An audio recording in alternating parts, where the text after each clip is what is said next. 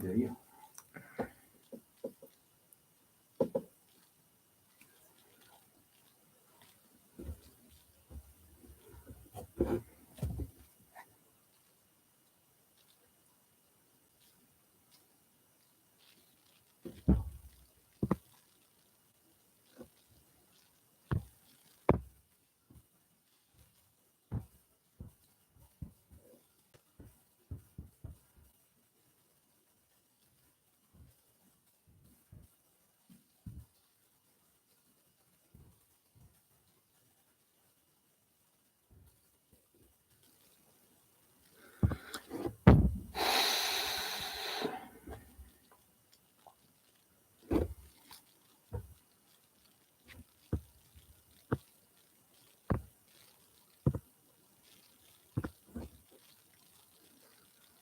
Hello, everyone. Welcome again to yet another episode of Live on the Health and Wellness Spot.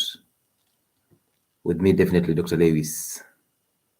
And I'm glad to host you again for another live. We'll make it a short one because we've tackled this topic before. However, we need to clear every doubt that comes with this topic. So, welcome all of you. For those of you who are diabetic, hypertensive, and you've been on these drugs for diabetes for the longest period of time, we want to welcome you to this live. This is a live that is going to talk about the treatment failure for diabetes. Why do we consider drugs as not the ultimate treatment for diabetes, and specifically type 2 diabetes, both in adults and in children? So, welcome aboard. Thank you so much for joining us. And I'll say hi to some individuals before we start. Kekeli, Karibu Sana, thank you so much for joining us. Anne Mwangi, SC254, always a pleasure having you around. I salute all of you. And my people on TikTok, as usual, a very, very perfect audience. So I'll say hi to some individuals. W.W499, I see you. I see you, Mickey. Emson, I see you. Awilo, Flozy, OGB, Carola Koth, Batman, Sweet, Justina, Masakeng. Welcome aboard. True, I see you. I see you, Glossonia, Mabada, King Kasim, Osti, D. Joseph, Shadi, M. Sing Sing, CDE, Steve. I see all of you, Clara. I salute all of you, and I welcome you to this live. I hope at the end of this live session, we will have benefited from it.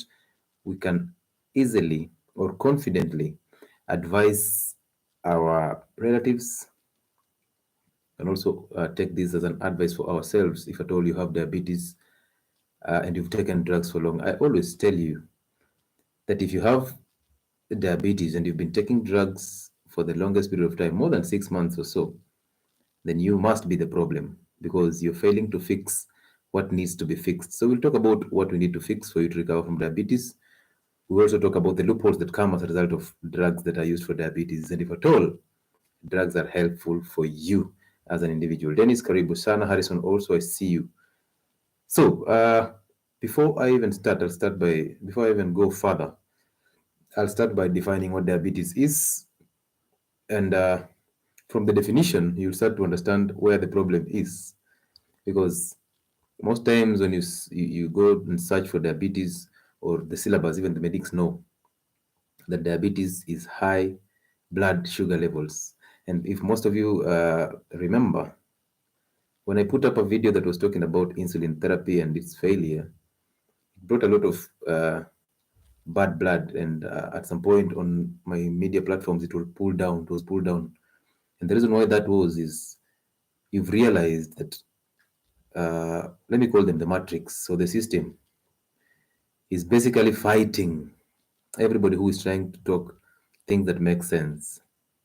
I just saw our famous Dr. Beg uh, being silenced on his platform, and for a reason that WHO has decided that it has to go in one stream, one direction, so that if anything posted on YouTube is not uh, coinciding with the guidelines of WHO, and then you are in trouble because they want one mainstream focus on matters concerning health.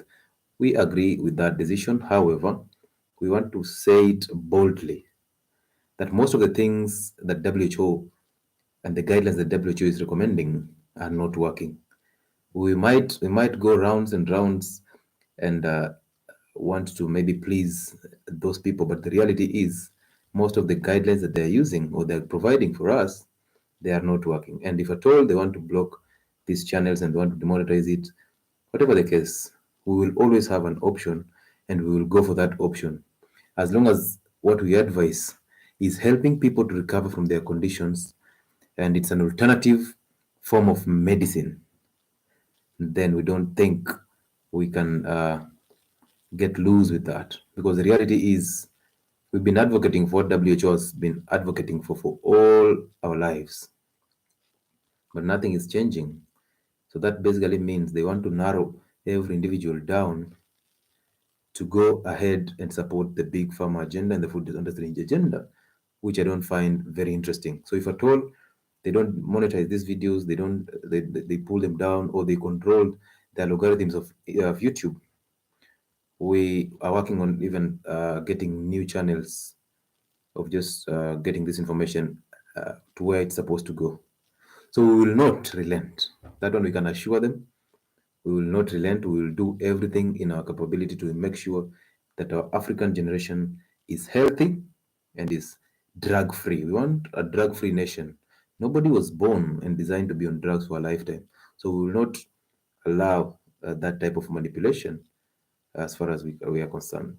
So we will keep detailed information to you. We'll keep posting those details to you so that if any changes happen, then we can still continue spreading the gospel. However, anytime you get a chance to change somebody's life through information that we share, go ahead and do it.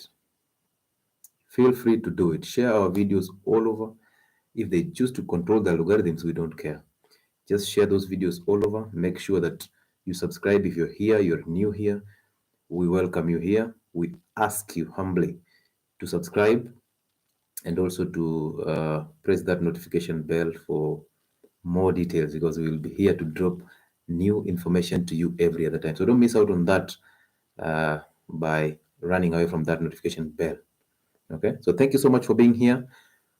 We will go straight into it. So diabetes has been described as high blood sugars, chronic high blood sugars or elevated blood sugars.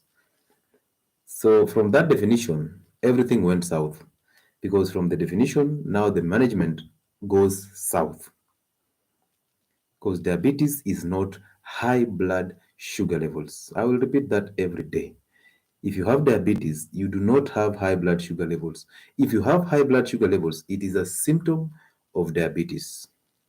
What do I mean? I mean, every time you consume carbohydrates, and we agreed in our last live that carbohydrates are not necessary in our diets.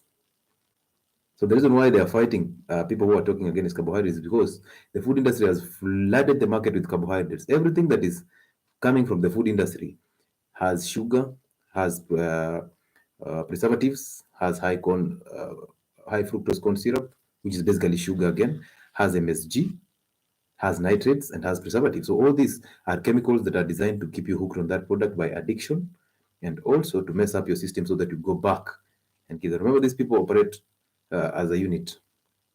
Okay, so they know what they're doing. So reality is, if you're suffering from diabetes, that elevated blood sugar levels is actually a symptom. Now, all of you know, or let me just put a question to you. If you have malaria and you walk into a hospital, you're diagnosed with that malaria, and you have a headache and you're vomiting as a result of that malaria, when the doctor treats you or recommends appropriate treatment for you for your malaria, does the doctor treat the headache, or does the doctor treat the malaria and then the headache disappears as a result? Because if at all you want to treat the headache, then you mean the malaria will keep on establishing itself. As the headache subsides, as you treat the symptoms, the malaria keeps on establishing itself, and you might end up collapsing or even dying, or even chronic malaria, the one that gets into your brains and you get cerebral malaria. which keeps you in a coma, and you can end up dying. So does your doctor treat the headache and the vomiting, or does your doctor treat the malaria and then the headache and the vomiting disappear, the fevers? So this is where the loopholes come in diabetes treatment. We know the disease, but we've defined it the wrong way. So we defined it as a symptom. Now, once you define diabetes as a symptom, then you focus on treating the symptom, but you leave diabetes to establish itself. This is criminal, okay? Because most of you just take time, walk into a hospital and diabetic clinic, you'll get to understand what I'm saying. First things first, drugs for diabetes work by pumping blood glucose, the symptom of diabetes. They pumps that blood glucose all into the cells. Take a second and listen to that. Most of these drugs are actually activating the pumping of blood sugars into the cells. Now let's go back a little bit and explain this. So if you've been consuming carbohydrates all through, chronic consumption of carbohydrates, what is happening is your body is expecting these carbohydrates to be broken down to give you glucose. And that glucose is not important. What is important is the ATP that will come from that glucose. Now, the body appreciates glucose and ketone bodies as the energy sources. But most of us have never given the body ketone bodies, which are the best energy sources of the body. So this one is out. So we have only one source of energy for our body, and that is the glucose. That is chronic consumption of carbohydrates.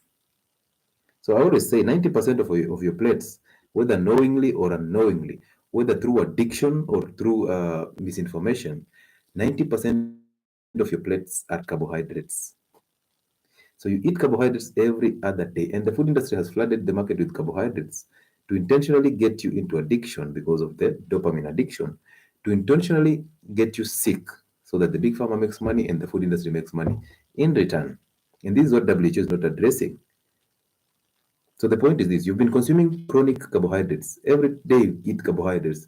These carbohydrates are digested, they are broken down, and you absorb glucose or fructose, depending on which carbohydrate you eat. So if you eat a banana, you will absorb fructose. If you consume table sugar, you will absorb glucose, and basically because sucrose is basically glucose, so you'll absorb glucose and sometimes fructose. If you consume that ugali, the body does not know you ate ugali. It will take glucose. So when you eat this glucose, remember in your bloodstream, there is a certain level of blood glucose, there are a certain recommended level. So there must be that amount of glucose in your blood. Whether you've eaten carbohydrates or not, there will be a stable flow of glucose in your blood. The question comes here: where is that glucose coming from? Number one, if you're consuming carbohydrates, then of course you're getting that glucose. But you will get a high amount of glucose, and therefore your pancreas will get work. So the body will instruct the pancreas to give it insulin, the hormone. And the work of this insulin is to open up gates on the cell. It's like a key. So it opens up gates on the cell so that the glucose in blood flows into these cells to be converted to ATP, which is the energy currency of the cell. So that's how insulin works. So if you're on insulin therapy, you already know the mode of action of insulin is to activate this glucose that is in blood to go all the way into the cell to give you ATP. Pause at that. Let's go back. If you're not eating carbohydrates, what is happening? You need to maintain a stable glucose concentration in the blood or level. So what is happening is your body is breaking down fat or even protein to give you glucose to normalize this level. That is why you don't understand it, because when you tell you to fast, you start telling me my glucose will go down and I might end up fainting. But you have enough glucose in cells in form of fat. You have enough glucose in your liver in form of glycogen, because that glucose, once it is taken into the cells, it's converted to ATP. Excess of that glucose is converted to glycogen and stored in the liver and in the muscles. That is glucose metabolism. Absorb it, convert it to glucose, take it to the cells, let it go into ATP and give you energy if at all you are active. Or excess of it, if now you're not active, excess of it will be converted to fat stored in fat cells. Some of it will be stored in glycogen, as glycogen in the liver and muscles. But remember, glycogen stores for glucose, they are temporary. Yani mwili inatumia hizi glycogen to basically give you instant energy. So the time that you're fasting, within the first 24 hours, you've cleared glucose and you've now started clearing glycogen stores in the liver and the muscles. So it's an instant, like just a quick store for glucose. The hardest glucose source is the fat. That is the hardest to get because burning that fat, you need a lot of energy, and the body does not like spending energy. Okay. So now you're here, you're not active like most of you are. So you consume too much carbohydrates every day. It is converted to glucose, you absorb it, it raises your blood sugar levels. And what happens? Insulin comes in from the pancreas. That is what I call a spike of insulin. Because once you get that spike of glucose in blood, then insulin has to come in to lower that glucose because it is dangerous. So the body knows glucose is dangerous to you. Hello? The body knows glucose is dangerous to you, so it has to lower it down back to normal. So a slight increase will bring you problems. So now if you've been consuming glucose or carbohydrates chronically, what you're doing is you're raising your blood sugar levels, you're raising your blood insulin levels. Now these spikes of insulin are the ones that will cause insulin resistance because the cells get used to it. Once they get used to it, they don't want it anymore. That is one. Number two, you've been using this insulin to pump glucose from blood into the cells, the muscle cells, the liver cells, and the fat cells. Now it reaches a point, these cells are full. Now, this is where doctors don't understand it. And this is where everybody goes wrong. They will tell you that diabetes is high blood sugar levels. And the reason why these blood sugars are going high is because your cells cannot, they are not sensitive to it. They cannot take it up. That is not true. The reason why they cannot take it up is because they're already full. So the stores, if you keep on pushing food in the stores and you don't utilize that food, you start to rot. And at some point, it will be even hard for you to close the door, the door to the store because there's a lot of food in the store, and that pressure is too much. So you can't close the door. This is the same concept in the cells. So you've been eating these carbohydrates, absorbing them, converting them to fat, storing it in the fat cells. Now they are full and there's nowhere because this happens between around 10 to 15 years. And most of you are pre-diabetic, which means you have diabetes, but the symptoms are not showing. And how do I know that? Because 90% of your plate is carbohydrates. So if 90% of your plate is carbohydrates, how would I know? How would you even not predict that you're pre-diabetic already? So your cells are filling slowly. They'll reach a point when they are so full, and the only thing they have to do is to spill back this glucose into blood. That is when you're diagnosed of diabetes. Now, every time you go to the laboratory and take a blood sugar test, even that fasting blood glucose level, you are taking, like, it might end up turning negative, so you'll be okay. It might end up turning very okay, and your blood glucose levels are regulated. This is a fault because why are you taking a test for symptoms? If at all there's a test you need to do, then you have to do HbA1c, which shows you the amount of glucose that is attached to red blood cells, which is called the glycation. So if you know the amount of glucose that is attached to your red blood cells, you can predict your situation. You can also take the C peptide, which means if C peptide is high, that tells you also insulin is high because they are produced at the same time. So if your insulin is high, then you start suspecting, hey, I'm not safe. There's a problem. But what test do most of you do? Random blood sugars. You go and take a blood sample, you take that sugar, even though you've been fasting, you take that sugar. And then what happens is it turns okay. So you don't have diabetes, but you have pre-diabetes, but you did not test the amount of sugars in blood. So the best definition for diabetes is high sugars in your cells, not in your blood, in your body cells. Once you know that, treatment becomes very easy because now you have to clear the stores of glucose in the cells before thinking about clearing the symptom. So this is the mode of action of metformin. Metformin reduces your absorption of glucose, a good one. Number two, metformin increases the sensitivity of insulin to the receptors in the cells. So remember I told you insulin is like a key, okay? So what metformin does is it just helps this insulin to open up the gates. But a diabetic person, Even if you open up the gates, where are you going to pump this glucose to? Where are you taking this blood glucose to? Yet the reality is the cells are full. So if your stores are full, why are you going to source new food from the supermarkets or from the markets and come and put it in the store that is already full? Where will it go? You need to empty the store and then now bring in new food. And that's the reason why when you eat food and you feel full, you'll get certain form of energy and you start working. Look at those people who work on construction sites. Once they eat the ugali, they start saying, "Now I have energy." They start working so hard. But the real thing is that ugali that you ate just now will not give you energy until after 8 to 12 hours. So where do they get the energy? I will explain where they get this energy. When you get your stomach filled, it stretches. Once it stretches, there are stretch receptors on the stomach wall. These receptors send a signal to the brain through the vagus nerve. So they tell the brain, hey, there's new energy that is coming in the next 8 hours. So what should we do? The brain now sends back a signal towards the liver and tells the liver if there is any storage of glucose in those glycogen stores, please break it down to give this gentleman energy so that you empty the stores. So the body is not stupid. The body is actually emptying the stores so that it can receive new energy. Just think about that. So now this gentleman is so active, he's carrying all those cement, he's carrying all anakoroga kila kitu. Okay? Very active because they ate ugali. And they will associate that because the mind plays a lot of games with you. So you will associate that to the ugali that you ate. So every time you will be feeling low energy, you want to eat ugali, which is a mess. So just that information. Now this liver start producing glucose in your system that will give you energy. But remember, it's doing that because it wants to clear the stores so that the next 8 hours there is new energy that is coming in after digestion, absorption, and assimilation of that energy that is coming in. And then now the stores can be filled because now the old energy is gone. Now we can fill in with new energy.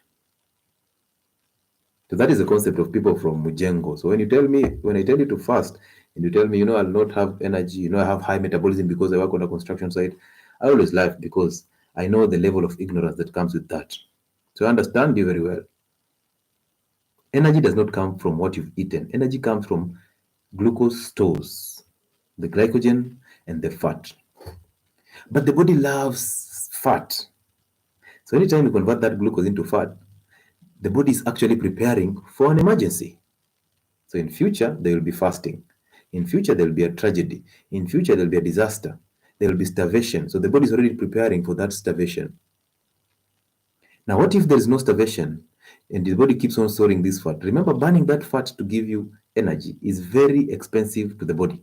The body does not like spending energy. That's why it loves fat. So it will store the fat because one molecule of fat is equal to double the energy one molecule of or one molecule of carbohydrates will give you. Double the energy. So the body is clean. The body knows that this one can give me energy for the longest period of time. So I have to reserve this in case there will be an emergency. Now, for diabetic people, the body is always in a storage form because the body exists in two states. One is the burning fat or the burning energy. The other one is the storing energy. So for those of you who keep consuming carbohydrates, you're putting your body in a state where you're carbohydrate dependent, and therefore the body keeps on storing energy, storing fat. It does not find a chance to burn this fat.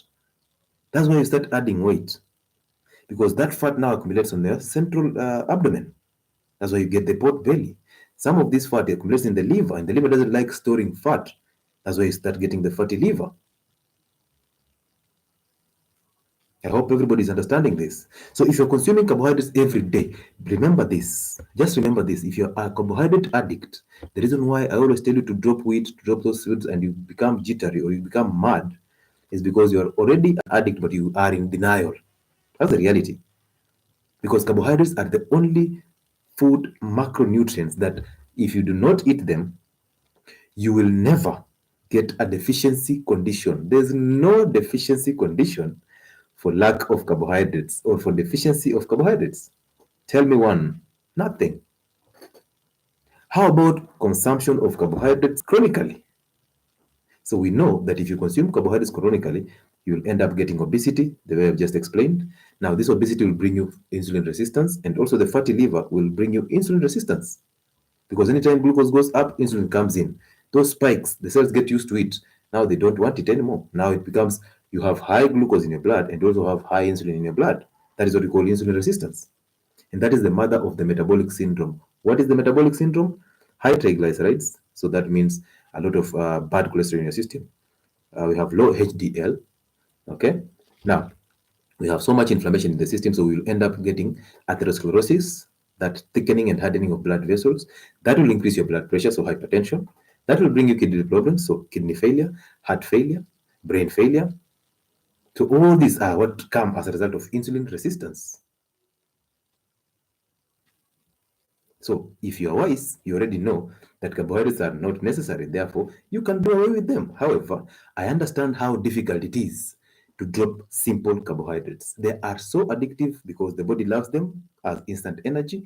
Also, the body gives you dopamine after eating that carbohydrate. So it gives you a reward and you feel good. Oh, those chapatis were very okay. They were very nice. I love fruits. You don't love fruits. You love the sugar in fruits. You are just in denial.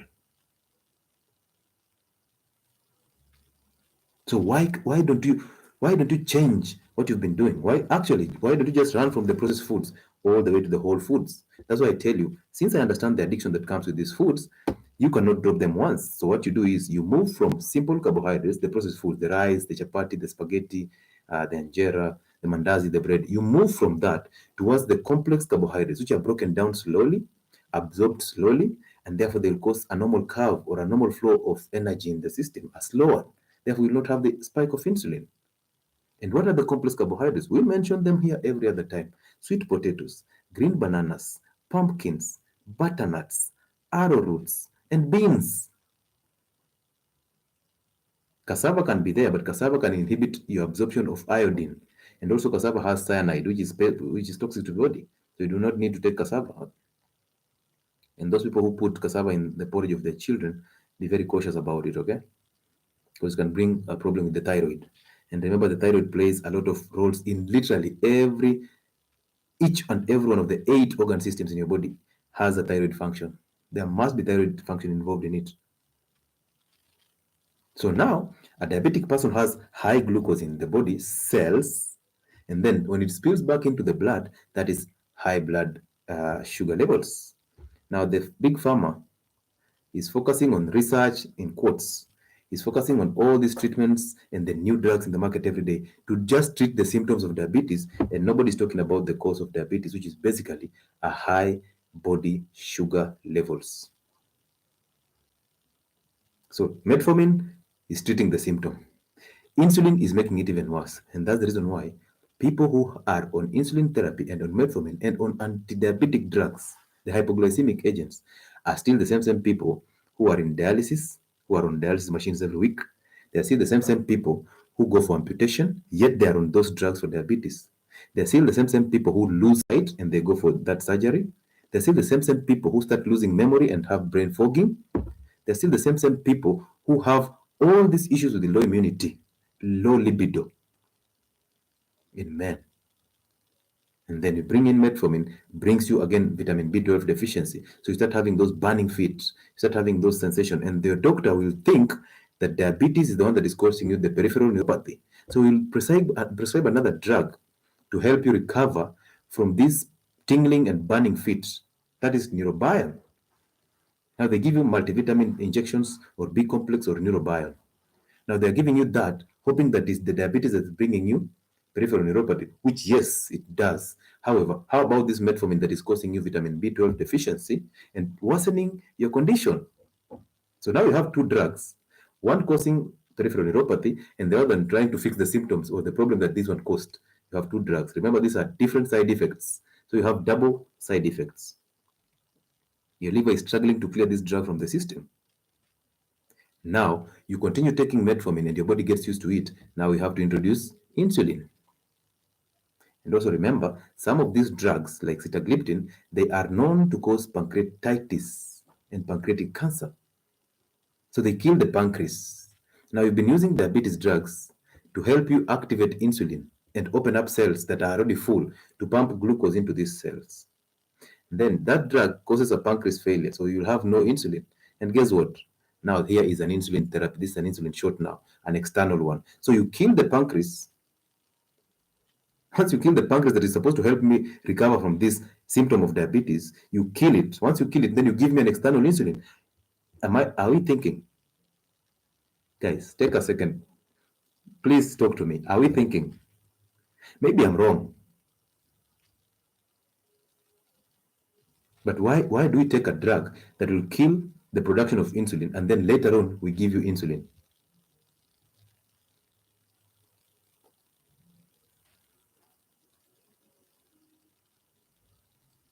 So most of you are on that combination. I don't want to mention the brand so that they come for me. I just tell you, if you have a drug for diabetes that has sitagliptin, that's a drug that is known for pancreatic failure and pancreatic cancer. So you end up getting pancreatic cancer. Now we have to give you another drug for cancer, right? Other drugs actually. Now you go for chemotherapy.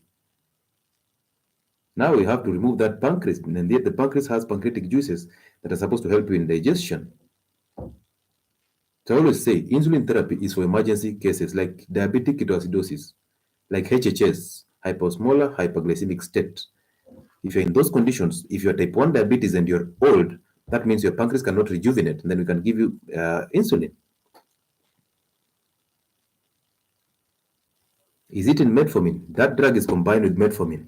It is not in metformin. Metformin is a drug on its own. Okay, so there are different groups of diabetic drugs. Metformin is in a group called biguanides. Metformin will deny you absorption of vitamin B12. So you'll end up getting erection problems.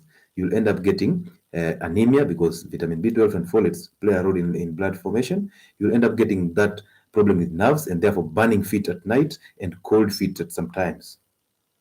You'll end up getting those piercing in your legs. They are very severe. So you're worsening the effects of diabetes. And listen to this. When you have high body sugars, so in your cells there's so much energy, there's not much glucose stored as fat. What you're doing is there's a point when you keep pumping this glucose into these cells, they will rupture. Just the same way, the same concept. I like explaining it explaining this concept using the suitcase scenario.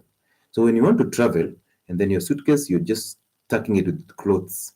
Then it gets full, and you're still forcing clothes inside. When you try to lock that zipper, what happens is it will rip off. So your journey is already cancelled. You either buy another bag, which is expensive, or you cancel the journey. So that concept is the same concept as explaining how diabetes happens. So if you're using drugs for diabetes, you're pumping blood sugars into the cells that are already full of glucose and fat. And then it reaches a point, they just rupture. And that's when you start getting that blindness. That's when you get that memory loss. That's when you get that kidney problem. And once you get the kidney problem, anemia comes in, uncontrollable blood pressure comes in. Okay, you have all these issues. Vitamin D deficiency comes in because the kidneys play a role in activation of vitamin D. And then what do? You have vitamin D deficiency. The doctor will now start writing you another prescription for calcium supplements. Yet you have vitamin D deficiency because of a failing kidney. Now these calcium stones, these calcium supplements go to accumulate in the kidney. Now you have kidney stones. So a drug after another, a drug after another. Now you have dialysis because you're failing kidneys. And now they'll tell you stop eating salt, stop eating this. Nobody's mentioning the sugar. So chronic consumption of carbohydrates is a waste of time. There is no nutritional value for sugar and carbohydrates. Not even your fruits, because your fruits have sugar, and sugar is an anti-nutrient. It competes with nutrients. So like sugar competes with vitamin C. So once you eat sugar and you eat vitamin C, which is in the same fruit, the body takes sugar, which gives it a reward, so it feels good. It discards vitamin C. That's how anti-nutrients work. Those grains that you always addicted to, the dengu, those grains, they are high in carbohydrates, they're high in sugars. So they block absorption of other healthy nutrients.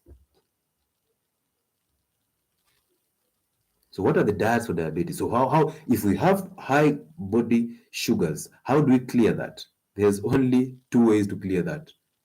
And before you even start clearing that, you have to drop the drugs. Then fix the kitchen.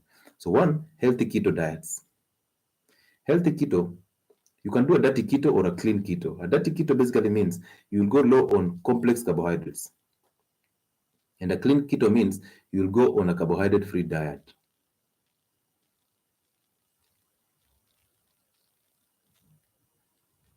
Just listen to me. Diabetes is not treated by those drugs. Diabetes is treated in the kitchen. So, how do you get off this excess glucose in the cells? How do you burn that fat? Number one, you need to start fasting because fasting will, first of all, clear the glucose in your blood. So, you'll utilize it.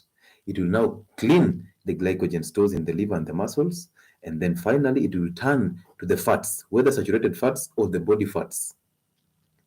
Once it does that, then it starts to burn that fat. And guess what you get? You will not get the glucose. You will get ketone bodies. Ketone bodies are the best energy sources of the body. But the body will take glucose because you have shown it that the only thing that is coming in is carbohydrates, and the end product for metabolism of carbohydrates is glucose. So if you keep giving your body carbohydrates, the body will never ever give you ketone bodies because you are in a storing mode. You're not in a burning mode. So you need to train your body to burn energy more than to use to store energy. So training your body to burn energy, that means you have to fast, regardless of the fast, whether intermittent fasting or prolonged periodic fasts. Do either. Start with intermittent fasting and then graduate slowly to an OMAD, 1 meal a day, and then later on you can push a 48-hour fast, a 72-hour fast, a maximum of 120-hour fast. Do not go beyond that. If you do not have cancer, do not go beyond 120. Okay, and a 48-hour fast and a 72-hour fast are very necessary. They are a lifestyle. And by the way, this weekend from tomorrow, we are starting our 48-hour fast. So join us. Dennis Ngugi, yes, there's sitagliptin and metformin hydrochloride. There is that combination. I just don't want to mention it because if I do, and then they'll find the reason to block me out. So start fasting. Once you fast, you are telling the body there is no carbohydrates coming in. So there's no energy coming in. So what do? Shift your energy from that you've been getting to burning this fat here and giving you good energy, which are the ketone bodies, healthy energy for your brain, healthy energy for your muscles and your body system in general. Only that the body has to do something. You have to strain the body to get these ketone bodies. And that's why the body doesn't like ketone bodies. So it will send you into cravings to bring in carbohydrates because they are quick energy fix. And you see, from the gene, the body likes quick fix. And now you help it to get the quick fix. So the 48-hour fast starts tomorrow at 7 p.m. We only take water. We only take sugarless black coffee. Do not take instant coffee. The sachets that have sugar don't. Go and take sugarless black coffee. We also take green tea or black tea. Then we also rehydrate using water that has salt. The next time we're eating is on Sunday. So that's the time we eat our breakfast. And everybody who has done a 48-hour fast will tell you how sweet it feels, how the body feels rejuvenated. The memory is there because you've produced BDNF, the brain derived neurotropic factor. So your memory is rejuvenated after fasting. You have cleaned your cells, the mitochondria, because remember, our health starts from the mitochondria. So in autophagy, which is a 48-hour fast, there is something called mitophagy, which is mitochondrial cleaning. So you clean your mitochondria, therefore cancer disappears. You clean your cells, therefore all those debris, those organelles that are dead and wasting time and space in the cells are cleaned. Once you clean that, you become a new person. A whole new, your skin starts to glow. You will see it. So try it. Don't always talk about shakahola. When you're talking about serious health issues, you bring your shakahola concerns over all the time. How do we join? You don't need to join in by being motivated. You only need the discipline. Just get it on my platforms. I always encourage people on Facebook. I exist as Lewis Muchile, Dr. Lewis Muchile. On Instagram, the same way. I have a Telegram channel, and you should join that Telegram channel. That's where everything happens. It's a mini library of information. It's called Health and Wellness Spot. Go to Telegram, download that app, and Telegram is very good because they don't send something, so we are free to share most information there, raw, including those brand names. So download that Telegram and go and join it. Join health channels. One of my channel is called Health and Wellness Sport. So join in and let's have those conversations. Use the search button in the Telegram channel to search anything you want to know. Every information is there and is provided for free. Don't rush to my WhatsApp, start asking me questions because when you come to my WhatsApp, I'll sense ignorance. So I'll charge you 1500. And we did that from 1st of September. So anytime you come to my WhatsApp asking a question, you'll have to pay for my time because I've taken time to read books, do research, experience, and then made this content very clean for you. Posted it on my Facebook, posted it on my Instagram. I'm putting videos here on YouTube, and there's a whole load of content on my Telegram. So why don't you take an effort and do that instead of coming to my WhatsApp and asking those questions? Because I'll charge you for my time. Okay? Good. Otherwise, so that is number one. You have to start fasting. Fasting cleans your cells. If you're diabetic, start fasting. When I tell diabetics to fast, they tell me I will get into DKA. Oh, ketone bodies will give me DKA. DKA is an emergency. Diabetic ketoacidosis is not the same as ketosis or ketogenesis. So DKA and ketosis are the opposite. Listen to this. In DKA, so diabetics, please, and by the way, do not own a disease. Never say I have diabetes. I am diabetic. No, no, no. Just say there is diabetes. Immunity starts from your head. Fix the head. So do this. You have DKA here, and from the word DKA, I wonder why even doctors argue about this, and it's from the name diabetes, ketoacidosis. So you must have diabetes for you to get ketoacidosis. So in diabetes, you have high amounts of sugar already, and then there are hormones that are called counter-regulatory hormones are forcing your liver to break down fat to give you ketone bodies. So now you have two types of energy, the ketones and the sugars, which are high. Now ketones are highly acidic, therefore they'll take your system into into acidic level. That means you'll have diabetic ketoacidosis. That's an emergency. But when you're fasting, you cannot get into DKA because when you're fasting, you've limited the intake of glucose or carbohydrates. So you're shifting from breaking down glucose to breaking down fat to get healthy energy. So it's an alternative energy source for the body. But in DKA, you have two sources of energy which are harmful to you. Ketones are high again, and also glucose is high. So people want to blame the ketones but leave the glucose settling.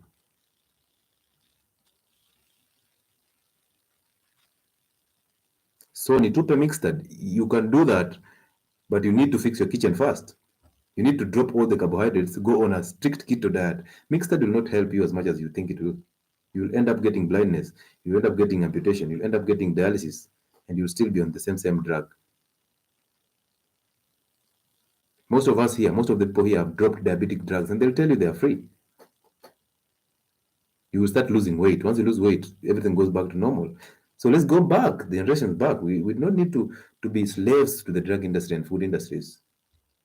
So you have to get out of the slavery from the food industry for you to get out of the slavery from the drug industry.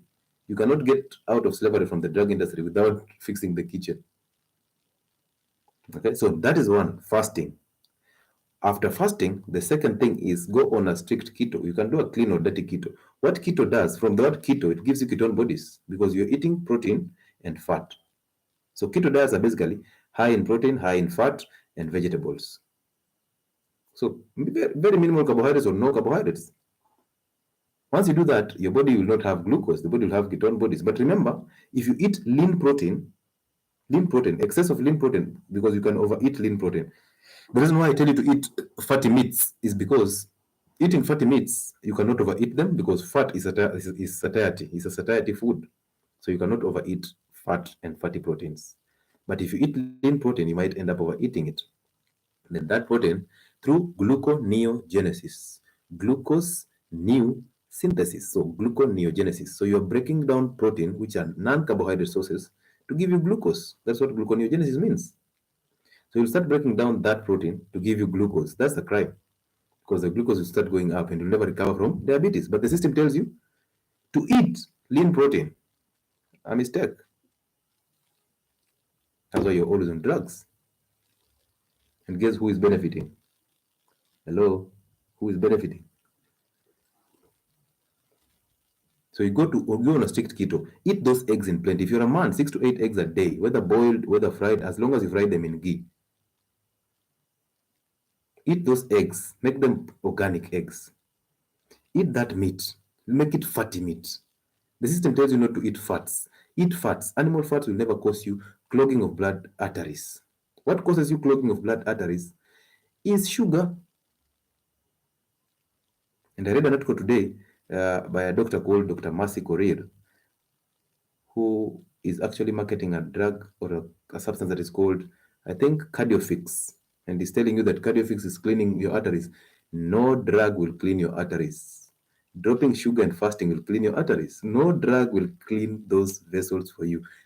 Please, let no confusion be there. Let no doctor brainwash you into taking drugs to clean your cholesterol or to clean your blood vessels or to, please, there is nothing that will happen.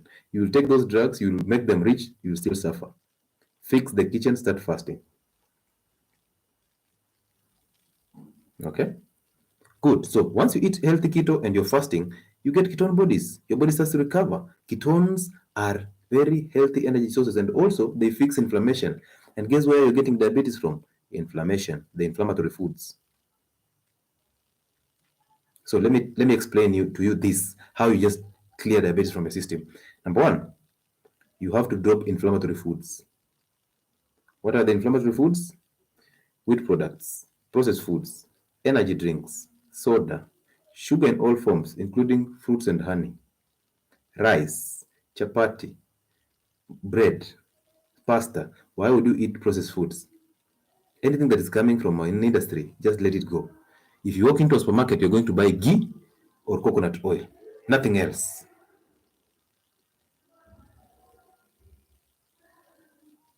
So drop those foods. Those are the inflammatory foods, the soy products. Those are the foods that will cause you systemic inflammation. Once you drop that, you start healing the gut already. Now, once you start healing the gut, you can enjoy other foods in plenty. Eat your protein in plenty. Don't be lied about protein allergies. I've explained protein allergies every other day here. Eat your protein, eat your eggs, eat your liver and organ meats. Eat that matumbo. Don't be lied to, matumbo has zero nutritional value. It's an organ meat. Enjoy it. Eat that matumbo. Eat that organ meat, the liver, the kidney, the heart. Take bone broth for your calcium and your phosphorus because you need it. Okay. Enjoy your vegetables, all forms of vegetables in plenty. Make them organic. Enjoy your spices, all of them in plenty. Make them organic because most of these spices have very healthy nutrients and minerals. So basically, eat every sort of protein, whether red or white. Eat the rabbit, eat fish, eat chicken, plus the skin. Do not throw it because it has cholesterol. It doesn't. Eat it. That cholesterol, you need it to form your hormones in the body.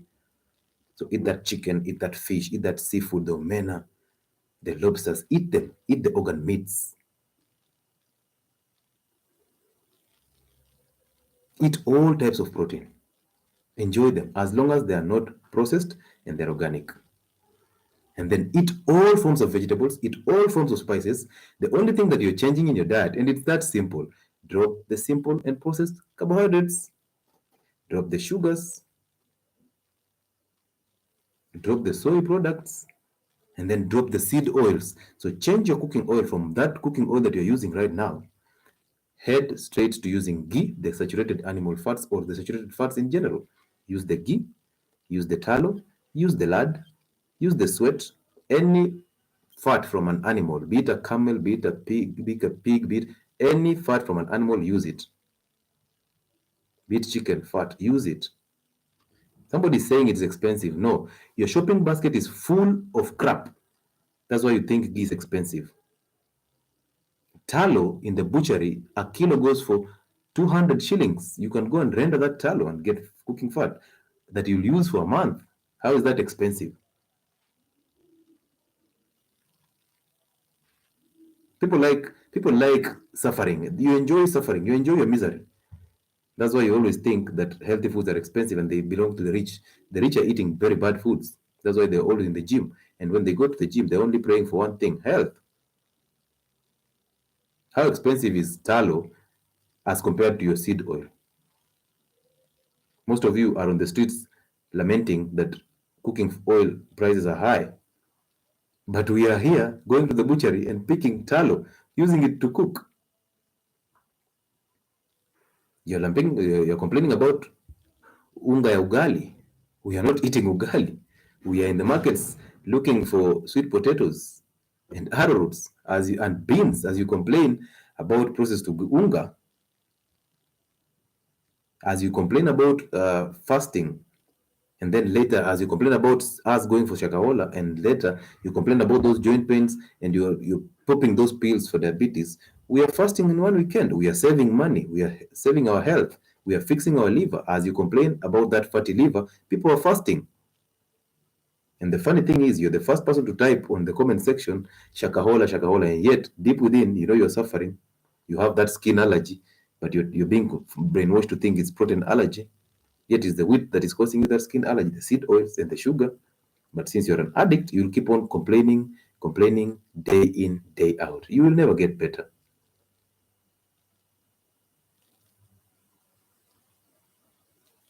So fasting will save you a lot of money because you don't have the stress. When you're doing a 48-hour fast, and it happens twice a month, every after 2 weeks, during that weekend, they will tell you, the Kinamiki will tell you, Kinawasike will tell you, when you're having that fast, you have very minimal things to think about. Now you have a very sharp mind. You can read a book. You can learn a skill on the internet. But all of you want to eat so much food every after 2 hours and then sit on your phone and watch people talking on TikTok and then comment on health information that is targeting how much you're eating. So when I talk about fasting and you've just eaten your 16th meal of the day, of course you'll retaliate. You've just taken your fruit juice and your fruit pudding, and then I talk about it. Of course, you'll come after me. If I tell you to stop drinking alcohol because it's highly estrogenic and it causes a fatty liver, and it's a weekend, we're heading to Friday, tomorrow people are drinking alcohol, you will come after me because you know you are an alcoholic, but you're in denial. You're actually wondering, how do I survive without taking alcohol?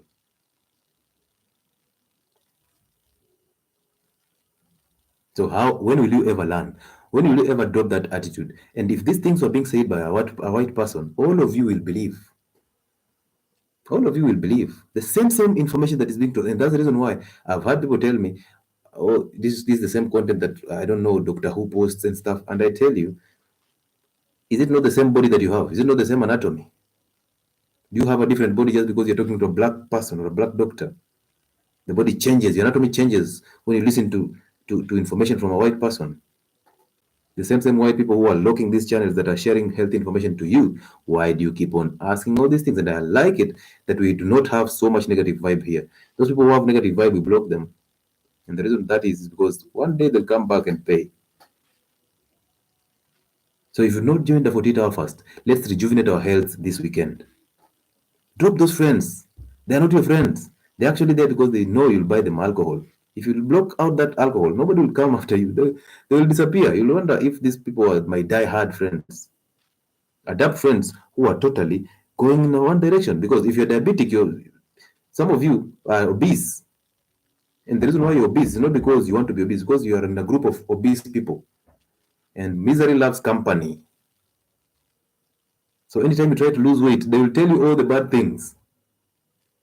The same friends, they will tell you all the bad things. When you get typhoid, they tell you, hey, come on, let's go and take wine and spirit. Wine clears typhoid. We've had all these things. Because they want you to be as fat as them so that they don't feel bad. Where I come from, most people in my generation, most people in my clan, they find it hard to contemplate in their heads that one of their members is a doctor. So they keep on fighting you. They want you down because they are wondering, "Uliepuka aje, how did you get out of this situation?" We need to be here. All of us need to be poor. We need to take those drugs so that all of us feel better. Okay? As you continue arguing, we die in misery. So I'll open up the channels for people. So if you're on diabetic drugs, start considering dropping those drugs because they're not helping you in any way or form. You need to fix your kitchen. Just drop this processed carbohydrates. And you realize most people, your shopping basket is 90% carbohydrates. You have biscuits here, you have all these things here, and your shopping basket is just a lot of processed foods. And your children are eating this. Then you want to blame it on the genes. Which genes? You want to say that God is the one that made you fat. No, no, no. Everybody has a chance to grow fat. If you're still thinking that being fat is justifiable, if they still call you chubby, just know you're on the wrong path. If you still get offended when somebody talks about a fat person, you're in the wrong position. If you still find need to explain to people why you are fat, why you have that tummy, why you, if you still find need to explain to people your body state, you're on the wrong timeline. Where we are, we do fix things. We don't just talk about it, we fix it. That's why I lead by example. And by the way, you guys motivate me to do even better. Do you know why? Because anytime I think of sitting in a hotel and eating that chapati, I'm actually thinking I am known somewhere. And somebody might just be with the camera, just and then post it out and says, "Hey, your doctor preaches about against chapati and is here drinking soda like crazy." So you guys keep me on toes also, and that's a very good thing. So as you keep me in check, I will not let you take that soda. I also take your video, and I'll slap you on my Telegram. Most people know, and I know most people who want to lose weight, you will lie to us. Most people who have tried fasting, they will lie to us that, oh, we are fasting because we don't see you. So, hey, Lewis, I've been fasting. I tried the 48-hour fast. I did 36 hours, and in this sense, after 8 hours, you are eating something. Then I ask you, tell me about the fast. You tell me you're eating groundnuts to give you energy during your fast. Hey, fasting is no food. So where are the groundnuts coming in? I just ate fruits because fruits are supposed to give me some little energy for me to continue with my fast. Which fast? You just broke your fast, and you broke it with sugar.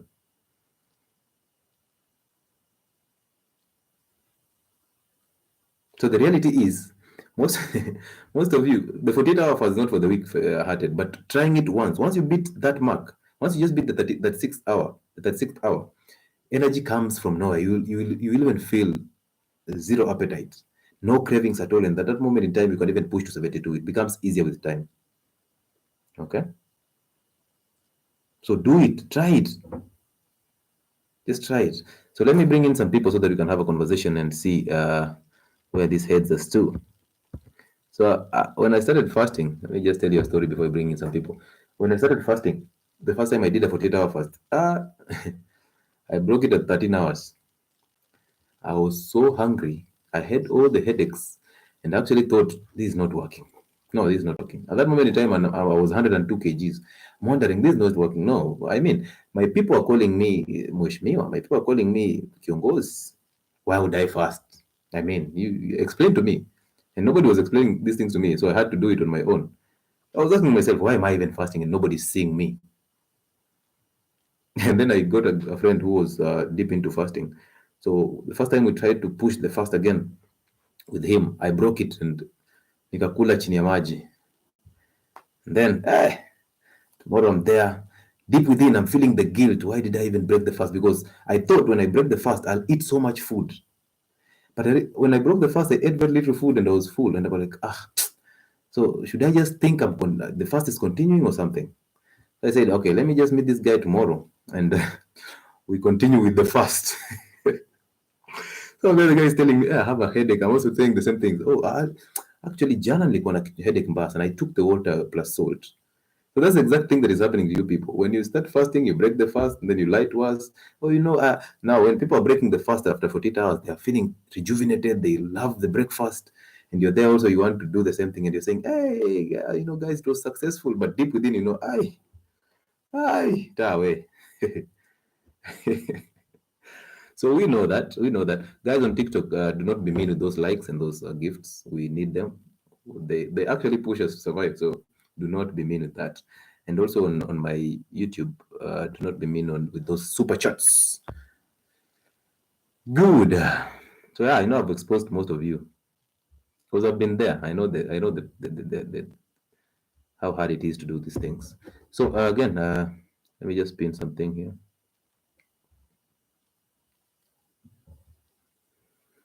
So I welcome those questions and I bring in people.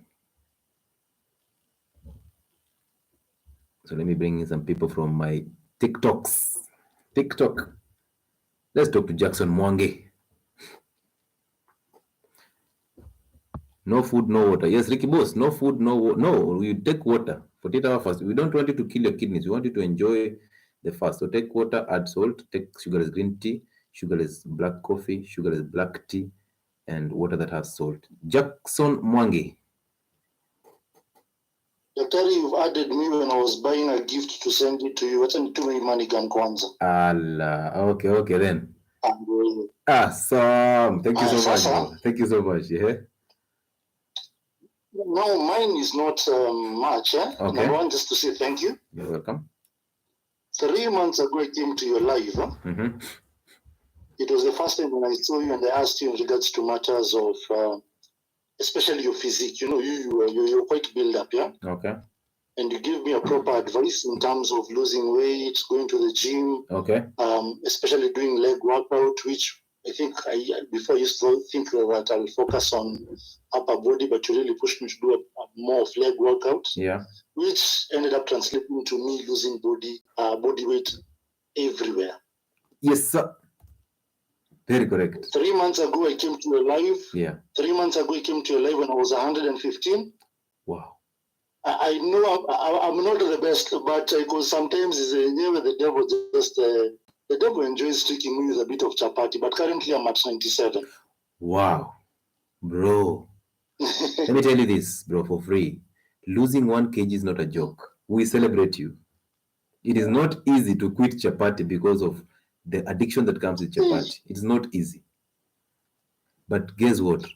One day you look back on your story and you'll even wonder, was that me? Was that addiction mine? Because once you quit chapati, bro, you never go back. The moment you go back, you will have so much skin eruptions. You will be even surprised. You start quitting it. Utaichukia too. So don't ever give up. We understand you that you take chapati once in a while. We understand that. However, bro, the discipline is the most important. Keep fixing yourself. You will look back and you'll be very proud of yourself. Do not give up, yani. Endelea kabisa na kitu unadu, bro. I appreciate you and I like it that you took the discipline and the challenge. Now, I have another point which I don't know how you will take it. Go ahead. I'm a photographer and I do a lot of documentaries. And there's one documentary we are doing with a lady from Nairobi Hospital. Yes. Nairobi University, sorry. Oh. Nairobi University. Okay. And one of my biggest shocks is that in Kenya, the rate of cancer has spiked up because of unga ya ugali. Yes. According to the research, they're saying that maize flour is the biggest cause of cancer in Kenya. Reason being, again, I do a lot of fumigation because I have some of these drones that do acres and acres of fumigation, and we use a lot of pesticides. And that's why I was really keen to just hear a bit of this research, and currently we are shooting it. Hopefully it will be aired in November. And the truth is that maize, actually, we spray a lot of pesticide. Majority of this maize you can't plant it, so it's not organic. Again, like it has new insects, things just happening to those crops, and you end up adding more pesticides to those plants. When they go to the millers, maize ayoshagwi inasiagwa and inawekwa packet, and the biggest consumers of maize flour are the poor people. Hence the reason why we have a high spike of cancer amongst the poor. And that's the reason why Mandamano is surviving. And that's Mandamano is surviving. Because people are idle, and they have when you deny them what they love, what they're addicted to, they will kill you. So, bro, what cancers have you noticed? Which type of cancers have you noticed most with this research? Okay, I'm not really, I can't really remember the name, but in women, cervical cancer is going extremely high. Yes. For men, kuna hii ya tumbo, it's called gastric, I must do something. There's something in there hapo kwa tumbo. That kind of cancer is going extremely high. Again, we are having also prostate cancer amongst the young people now, which it was before associated with the old. So some of these medical terms, I promise you I won't be able to tell you much because I'm not a doctor and I can't really remember them. But for cervical, not even breast, cervical, and kuna cancer ya tumbo. There's something which is about tumbo. There's a cancer which is just showing up there very, very, very fast. From very young people to the extreme old. I can't remember the name of that cancer. So, bro, this is very insightful, and thank you for bringing this up. Do you know why? I have been preaching the gospel of people having prostate cancer, people having cervical cancer, people having all these hormonal imbalances, women specifically, and I've been pushing the content how to fix the gut. And do you know what came up? In my content, I always tell people, one, if you continue taking those omeprazoles hoping that you're trying to treat your ulcers, you will end up in trouble because hapambele, you might never know what you're getting into. You're actually subsiding the symptoms of cancer and you'll end up getting gastric or colon cancer hapambele. Number two, you see all this, you just associated unga ya ugali with all these types of cancer. Do you know why? One, you've told me the fumigation process. That is very correct because the herbicides and the insecticides have high content of chemicals, the phthalates, the glyphosates that are actually linked directly to cancer. And do you know what? In the US, these chemicals are banned. This glyphosate is banned for use in the US, but we are sourcing fertilizers and these herbicides from them and using them here. That is a problem because that is highly carcinogenic. Number two, all this genetically modified corn, the maize that we eat is genetically modified. So we have chemicals and then they have modified it genetically. Now, the genetically modified foods are associated with these cancers. And why? Because they are highly estrogenic. So they disrupt the hormones in the system. So they are called endocrine disruptors, bro. So they cause super estrogen in women. When they cause super estrogen, that is estrogen dominance. So what will these women get into? Estrogen dominance brings them endometriosis, the PCOS, the painful menstruation. Yes, the painful menstruation, the cervical cancer, the breast cancer, and all these issues that happen in our women reproductively, including infertility, is because of these foods. Number two, in men, when you have high... Pardon? And miscarriages, like when you get pregnant, the baby just comes out. Yes, because you have high estrogen and you don't have a balancing progesterone. And this is because of the GMO foods and because of the glyphosates. Now, again, in men, high estrogen is actually linked to prostate cancer. But do you know what the system tells you? The system tells you that if a man has high content of testosterone, that is testicular cancer, that is an enlarged prostate. But realistically, men with high testosterone are actually on the safer side because teenagers don't have prostate enlargement, teenagers don't have testicular cancer or the prostate cancer, and yet they're the ones who have high content of testosterone. So we are being misled by somebody and nobody's talking about it. So reality is low testosterone and high estrogen is the reason why people have prostate cancer and people have testicular cancer and also the enlarged prostate. You can imagine. So this is coming from the foods. We're getting genetically modified maize. And by the way, our stores, maize is rotting in our stores, in our grocery, in our granaries. But the millers are still having maize. So they are actually importing cornstarch from Mexico. They are not giving us maize. They're importing cornstarch from Mexico and using that to make this maize flour. And they are also using that cornstarch to make the tablets that you buy in the pharmacy that are called vitamin C. They react that cornstarch with sulfuric acid and they give you vitamin C, and you go ahead and take that product, hoping that this product is going to sort your immune issues. And realistically, you're just taking in chemicals. Very true. Until we learn, bro, until we learn, the system does not care. So somebody will tell me, why is the government still sitting back and looking at this? Bro, KEBS, the government, they don't care about you. They care about their agenda. Everybody has their agenda, just like the media. They have their own agenda. So nobody cares about your health. It's you to get this information. You can imagine right now, all this health information that is being given out for free on the YouTube channels so that people can get alternative medication or alternative medicine from what WHO is recommending. All this is being blocked down. The algorithms of YouTube are being skewed. The monetization of this channel is being destroyed, or is being demonetized. And for one reason, they don't want this information to get to people because the truth will mean they will lose the money. So one thing, make them poor and then provide them with the media so that the media brainwashes them and then provide them with solutions. And these solutions are basically drugs, bro. It's crazy, and I hope people can hear you. I hope that message is home. Those of us who are on these lives, I hope that is home. Even if they decide to demonetize or block us, the message is at home. Thank you so much for sharing that information, bro. I appreciate you for coming through. And thank you so much for helping me lose a lot of weight. Keep doing what you're doing, bro. Keep doing what you're doing. Positive vibes there. Positive vibes there. Thank you so much, Mr. Moore, for coming through, Maze. That was awesome. That was very awesome. What a conversation. Guys, if you not learn from that conversation, then you'll never learn from any other conversation.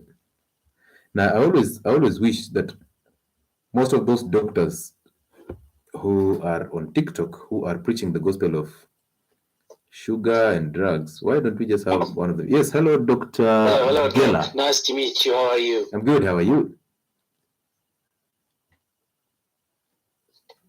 Dr. Gela, how are you? Hello. Can you hear me? Yes, I can hear you.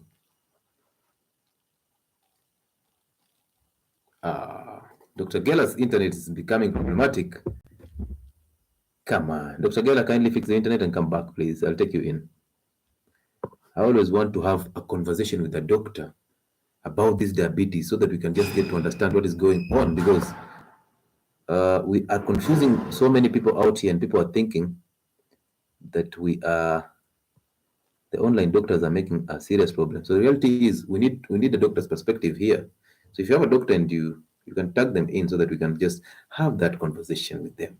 If you also see somebody on my comment section being active with a certain topic, let them come in so that we can have conversations with them too.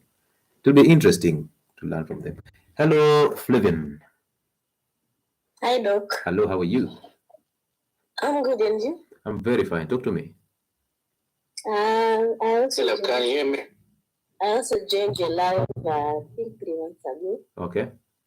I had H. pylori. Yes. Yenye imekuwa ikinisumbua for a while. So been fasting. And right now, sisikii anything kwa tumbo, sisikii H. pylori, sisikii ulcers. Good. I was 95 kgs. Right now I'm 83. And I'm so happy. Asante sana. Nimekuja kusema asante. I salute you. I have a question for you. Yeah. Just what are the misconceptions that you had from most of those people who are trying to manage your H. pylori, the doctors for that matter? What information did you get that was not actually accurate and was not helping you at all?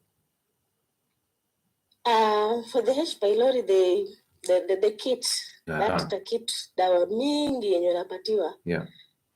Some were telling me at H. pylori it's just manageable na hizo dawa haiwezi isha, and with time inaweza develop into cancer. Okay. Yeah. So I was so afraid, like nilipimwa mara 3 niko na H. pylori.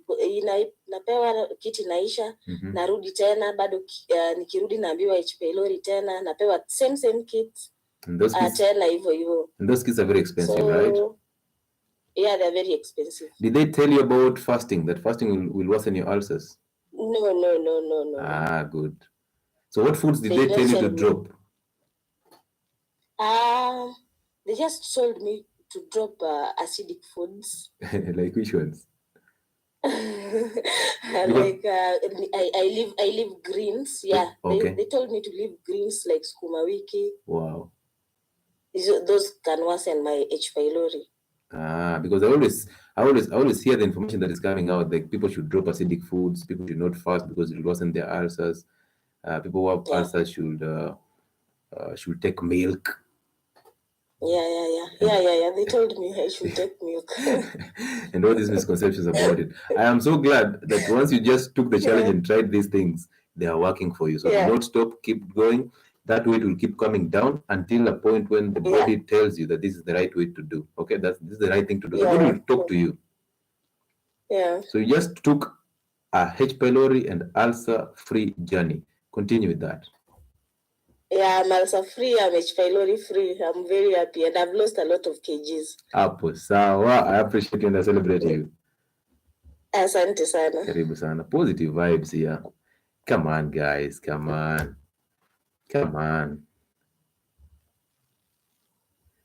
You are lied to so many times that taking milk will help you with your ulcers, and eating 3 meals a day and dropping beans and sukuma wiki is going to solve your problems. Come on, we can do better. On my YouTube, somebody asked a question. Hello, Doctor. Can you hear me? Yes, Dr. Geller, welcome back. Hello, Doctor. How are you? Please don't tell me the internet is bringing issues again.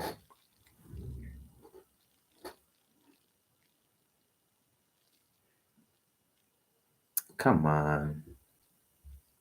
Daktari. Where are you from, Daktari? Your internet is becoming so problematic. Network yake imepotea. Naamua sasa ataepa. So let me see on YouTube if there's a question. Beef tallow goes for 100 bob a kg at Kenyatta Market. I have been. So those who are in Kenyatta, this is I think Kenyatta Market is where? In Juja. 100 bob at Kenyatta Market. I've been using it ever since. On the other hand, I have always loved fatty meat, and I wonder why people don't like it. Yes, Eric, I used to love fatty meat when I was growing up. My mother used to hit me up so hard when I took that fatty meat and ran away with it every time. So it's nature just talking to you, and we ignore it. So if you are around Juja at Kenyatta Road, you can go and buy that fatty meat. And don't be mean with information. Tell people where you buy your meat. Tell people where you buy your products, your ghee, so we can know how affordable it is and where it is available, so that all of us go there and continue with our healthy living. Can we take baobab flavor in water? What is that? I know of baobab coffee. Can H. pylori lead to cancer? H. pylori, yes, it's linked to cancer, but the science behind it is quite disturbing. Okay, they've linked it, and all the information that is on the internet, it's quite skewed to just favor the sales of the kits, so that you get afraid and then start buying those kits, because you see, just like the same that lady got scared.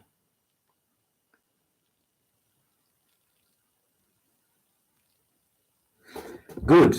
This one is also having problems with the internet. So guys, we are almost closing up. So if you have not, who is this? Where was that? Where did that doctor disappear to? We need to do a conversation with him just to get his side of the story. Come on, Dr. Geller, please come back. That internet just messed us up. Yes, Diva. Hello, doctor. How are you? Is your name Diva? Dativa. Yes, I'm from Uganda. How are you? I'm very good. How are you? How is Uganda? Uganda is okay. Talk to us. I thank you for this live. Yeah. I actually joined the first thing. Yeah. It's been a week now. So I was doing my 48 hours. Right now I was feeling so hungry and I wanted to run to get something. Then I looked at this and I was like, wow. So I am so encouraged. Honestly, I had woken up to go and eat. And then I got this live. And I'm so encouraged now to move on. We just hooked you back to reality. But I wanted to ask you, Doc, how can we help our kids? Can we do this for our children? Is there a way? You see, children have a very superb immunity, and children are very active. It's us who train our children to be lazy by locking them in the houses, by sanitizing every surface they touch, by telling them not to play with other kids, and by taking them to private schools so they are picked with the bus from the gate. They wake up at 4 in the morning. So you take a child to the gate at 6 in the morning, they are so sleepy. Once they get into the school bus, they just sleep. So their mind is even having a problem with development. So I understand that children have a very active life. And if you let the children play outside, don't hold your child in the house with the remote all the time and the PlayStation. Let them play outside. They will break down this energy, because children, when they get hungry, they ask for food. But when they are not hungry, mothers think that these children are suffering. So they go to the pharmacy and buy multivitamin syrup to boost their child's appetite. This is a problem. A child is a child, and their stomach will talk to them, and they will talk to you. When they are hungry, they come back to eat and then go up to play. Do not lock your children in the house, but make sure your child eats healthy foods.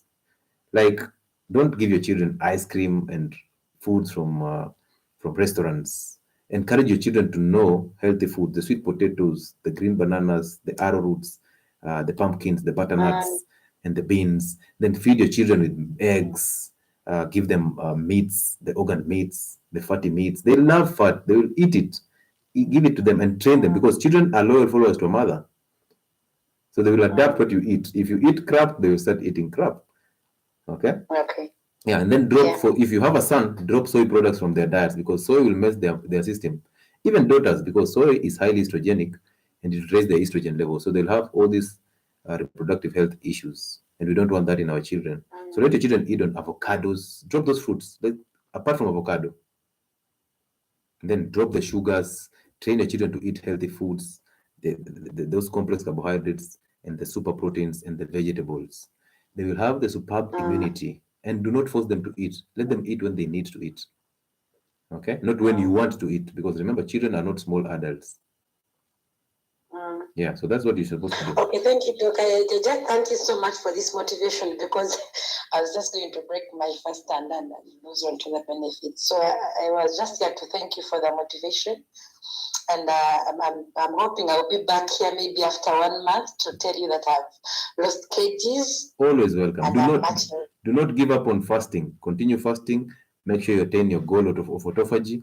After that, when you break your fast, you will feel like a superhero. Go ahead and finish your fast. Okay, thank you. You're welcome. So I know most of you fast, but most of you never finish the fast. You start it with a lot of energy because you just ate anyway. So now I'm fasting. I've eaten a whole bowl of meat and maragwe and then or my chapatis. Now I want to fast. Now when you start fasting, the next 2 hours, because you started fasting on chapati and your insulins are high, now they send you into cravings and you cannot hold an hour. You are yawning. And you know that very well. Those people who take mandazis at 10 and tea, the next hour you're yawning. You can't concentrate. You're sleepy. You want another chapati. And the system is designed perfectly, because after eating at home bread and margarine and that tea, you come to the office at 9, you're yawning, and the system gives you tea at 10 plus another mandazi. So they encourage you to even yawn more and not concentrate more. Now at 1, you're this tired, you're so angry with everybody. For ladies, when you have your hormones are misbehaving, now you add hunger and the hunger pangs. Now you want to kick everything in your room. Now at 10, they bring you another chapati plus maharagwe, all carbohydrates. Then you eat that, you're full. At 2, you're yawning. How many times do you yawn in a day? Come on. You can do better. And somebody just took salt water in the morning and they're pushing, they're so active. You're looking at them. You don't want to tell them that you're guilty. You admire them, but secretly. You don't want, you're in denial. Please don't do these things. Come on, ask them, what do you do? How do you manage to be this active all through? And then tell you, when I do fasting, and you're like, fasting? Mimi ni fast. Mimi. Aje? How can I fast, bana bro? Utakonda sana. That's what you tell us. Ukifast utakonda sana. Bana, mimi nitafaint. Don't do that. Come on. Diabetes killed my dad. How I wish you were here those days. Nairobi Gossip Club. Welcome aboard, sir. We appreciate you for passing by. Nairobi Gossip Club. We are really sorry that you lost your father because of diabetes, and I assure you, diabetes is reversible. Now, we cannot do anything about your father, but we need to do something about you. So change you and change the generation that is coming after you. So I would actually appreciate so much if Nairobi Gossip Club, you just came in and have the conversation with us. Why don't you request to be here, gentlemen? And it's so much, it's a pleasure to have somebody who is doing so good pass by our channel and just have this conversation. We appreciate you, my friend, for passing by. Finally, our doctor is back. I hope his internet is fixed. Let's see what he says about it. Ismail, enjoy morning sun. What is this? What is Harrison saying? Stop overthinking. Fix what's stressing you. It causes lack of sleep. Yes. So all diabetics, you should enjoy your sun. You should enjoy your sleep. Yes, Dr. Gela, are you back? Hello, doctor. Yeah, I'm back. How are you? Nice to meet you here, really, Doc. Nice to meet you. Nice to meet you too, sir. Where are you calling us from? I am calling you from Ethiopia. Welcome aboard, sir. Yeah, thank you. First, let me introduce myself to you. Okay. And share some of my experiences. You are doing a really wonderful job. I'm really appreciating you from Ethiopia. I appreciate. I'm a medical doctor, general practitioner, medical doctor, with more than 11 years of experience. And for the past 5 years, I studied epidemiology, Masters of Public Health in epidemiology, then studied also functional medicine, self-taught. Wow. And I'm doing exactly what you are doing here. I'm really a witness. In Ethiopia, I'm able to reverse tens of thousands of diabetic, hypertensive patients, even autistic. Autism is reversible. Yeah. I'm really surprised. Everything is possible. Sure. Yeah, these days, I think things are becoming more challenging.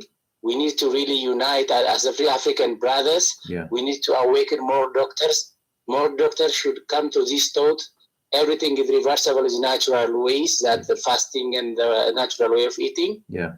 I'm really grateful to be here. Daktari, I am so proud that you passed by. And actually, this is the second time I'm getting a doctor from Ethiopia to talk to us on this live. And I appreciate the fact that you guys are the only African country that embraced our own. Like literally, you guys have taken it on a personal level, that your medicine, like your banks, these things are native, and you appreciate this information because it relates to you. So I want to appreciate you for coming through, and I want you to continue saving those lives. I hope that most of the doctors that are in Africa and that practice actively with an interest to change a life will join us soon, bro. And I hope to get your contact. Kindly use my bio. There's a contact of mine on my bio to get on my WhatsApp so that we can have this bigger team. So we grow every day, share different ideas on how to change lives of people, bro. Because if I'm alone, they can block me, they can revoke my license. That's just on the worst side. But if we are many of us, then we can spread this information to different people. So I appreciate what you're doing in Ethiopia, bro.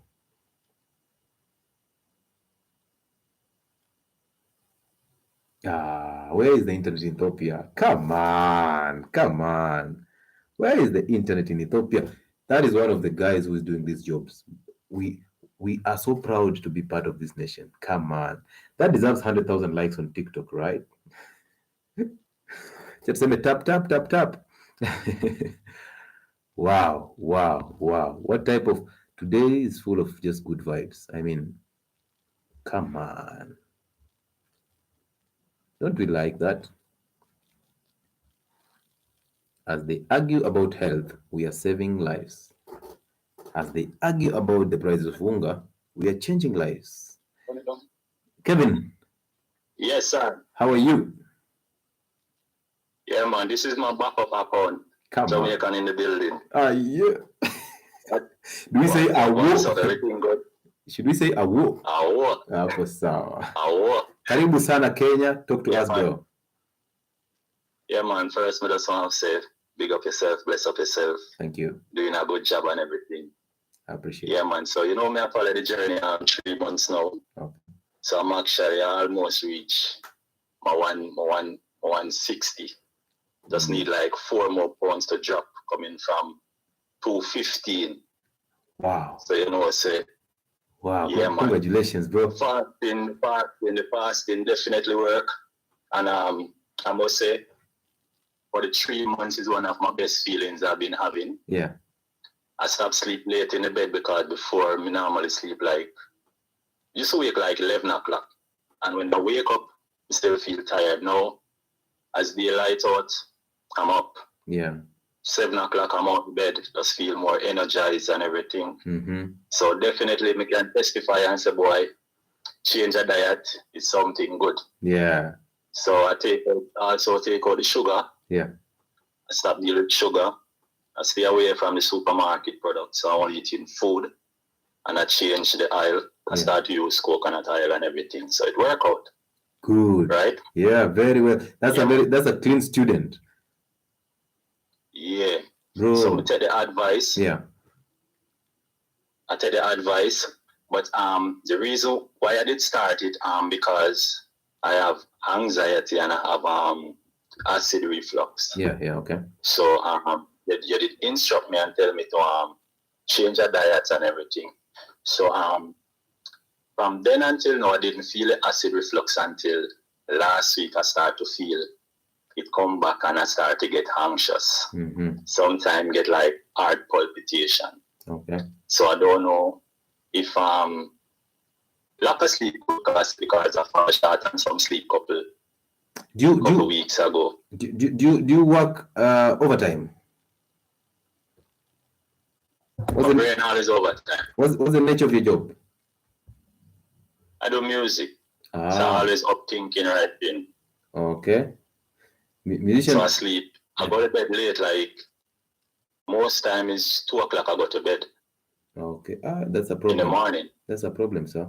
Yeah. Because remember the body has a biological clock, and when the sun sets, then the biological clock notices that. That's why you get the sleep during the night. So you need to work with that biological clock. How often do you fast, bro? Fast every day. I know I'm fasting. Now, probably told me to fast. I'm still fasting. Bro, I eat like my first meal is like 12 o'clock, and I eat like 7 o'clock in the evening. Do you know the issue is you staying up late, up to 2 a.m. in the morning. That is a problem because you need sleep in this process. And the problem is the more you do music, the more you get caught up in it, and you'll end up using this savings, the money that you might get from this music, you'll end up using it on healthcare. Bro, health is very expensive. So you need to fix your health for you to even be able to perform better. And that's where sleep comes in. Sleep and the sun are two things that stabilize our hormones. And anxiety is part of that. Depression is part of that. So if you don't get enough sleep, if you don't get enough diets, enough sun, that will be a problem for you. You need to take some time off and just take your nap. Okay? And specifically, because I went to the doctor yesterday. Yeah. The reason why I went to the doctor because I started to feel like lightheaded, like whenever I get up. Okay. I feel like lightheaded. Yeah. And like a burning sensation on my left arm right here. Yeah. So I kind of get a little bit frightened and wonder what's going on and so forth. So when I go to the doctor, they say like some probably nerves problems or something like that. So I need to relax. So they prescribe some nerves pill for me. Listen, bro, do not even worry about the pills and stuff. Don't even worry about life, bro. You should only worry about what is immediate, important, and true. We can never fix the future because we're not even sure about the future. We cannot fix the past. The only thing we do about the past is to forgive. So we can only fix what we can at that moment in time. So 3 things to worry about. What is important, what is true, and what is immediate. If you're in a studio recording, go hard on it. Make that good music. After the studio, do what you need to do. Rest, eat healthy, fast, sleep, bask in the sun, walk barefoot. Bro, these are the things that nature provides you for free. And they're not expensive. They're not expensive. You can imagine getting that prescription is already money. That already tells you the revenue that is coming from that music might end up going into a certain channel. And nerve problem is a sugar problem. Nerve problem is a dietary problem. Anytime you don't rest enough, bro, you'll get into problems. So fix what you can at that moment in time. Worry about that alone. Don't worry about the future because I know most of the talented musicians are always worrying about us as the fans, how to make us happy. But they forget about themselves. Yeah, that's true. Yeah, they forget about themselves. Because your sanity is the energy that you portray from within is what will be attracting, will attract us to you. Okay? So worry about that. Worry about fixing your in. When you fix your in, the crowd will move along because that energy is what will radiate. But if you start thinking about us, that tells you become a slave to what we want from you. And that will make you get into so many problems. So relax, bro. Relax. It's not the end of the world. Yes. Okay? That's true. Yeah, relax, sleep, rest, enjoy yourself. Take your moments out sometimes off the studio. Just listen to the birds. That's how nature speaks to you. Yeah. Makes sense. All right. 2 more questions I want to ask. between the fasting, I hear you always talk about like salt water, like how to go about it. No, you see, the reason why we take salt water during fasting is because we want to rehydrate, and also we want to protect our kidneys, because dry fasts can kill our kidneys. We don't want that. So we tell you to rehydrate, also to stop the headaches, because sometimes when you're fasting, you deplete the sodiums. The sodium ions in the body are depleted. So you need to take salt water for you to absorb them back, and to absorb water for you to be rehydrated. Also, sometimes when people are fasting, you'll get those muscle cramps, and water plus salt fixes that. So there are drinks that you can take. There are zero in calories, that is salt water, that is sugarless black coffee, that is sugarless green or black tea, and just water in general. So you can take those when you're fasting. They will help you rehydrate. They will keep your mind sane. They will also activate the breakdown of fat to give you ketone bodies, which are healthy energy sources of your brain. Okay, all right. The last question now. Now, as I mentioned, whenever my anxiety acts up, that's when I feel most heart palpitation. Yeah. Is it just like, is it not serious, or it's not serious? It's just basically the anxiety. It's not serious. They are relatable. Oh, they are related. Okay. And at that moment in time, what you need to do is you can take your coffee, bro, but you can take 2 glasses of water, and then take your coffee, black coffee, and just unwind. Just relax, bro. You need relaxation techniques. And again, meditation is a very good thing to help you clear your anxiety. Before you go to bed, you can do meditation. Before you start any activity in the morning, when you wake up, before you do anything, take 10 minutes to meditate. Okay? Just relax, close your eyes, focus your minds in between your eyes, enjoy the moment, enjoy those thoughts. Don't fight them. Let them run through your mind. Let that success and that bitterness run through. Enjoy it. Relax. Once your body is relaxed, you can now wake up and go take your cold shower. That will fix your problem, bro. Definitely. Appreciate it, man. Yes, sir. Appreciate it. Say hi to people in Jamaica. Definitely. Awesome. Right, awesome. Positive vibe from Jamaica. I know most of you are hanging. Muna hang lakini hamtaki kwa. Wale ambao hamkusikiza reggae mkigrow up, now you're hanging. You want to recruit me in your hanging? No, I refuse. Let me take 2 calls and then we call it a night. Yeah? Muna hang na mnataka kuni recruit that now, Doctor, how are you understanding this? No, you are the one who is not understanding it. I am trying. Hata akiniacha lakini niko hapo najaribu. Anyway, I'm glad we helped him. The real man. Hi, Doctor. How are you? I'm good. How are you? I'm very well, thank you. Talk to us. No, actually, I don't want to ask much. I just want to find out the fasting that you were saying that starts tomorrow. Yes. I think I heard you saying that is from 7 p.m. until Sunday. Yes, on Sunday, 7 p.m. Until Sunday, 7 p.m. Yeah, so it's a 48-hour fast. Our last meal we take on Friday, 7 p.m. The next meal we take on Sunday at 7 p.m. Okay, well, that's all I wanted to find out. Thanks a lot for this program. You're welcome. You're welcome, sir. Kindly join us and let's push that health wheel, okay? Okay, thank you. You're welcome. Maybe the last call.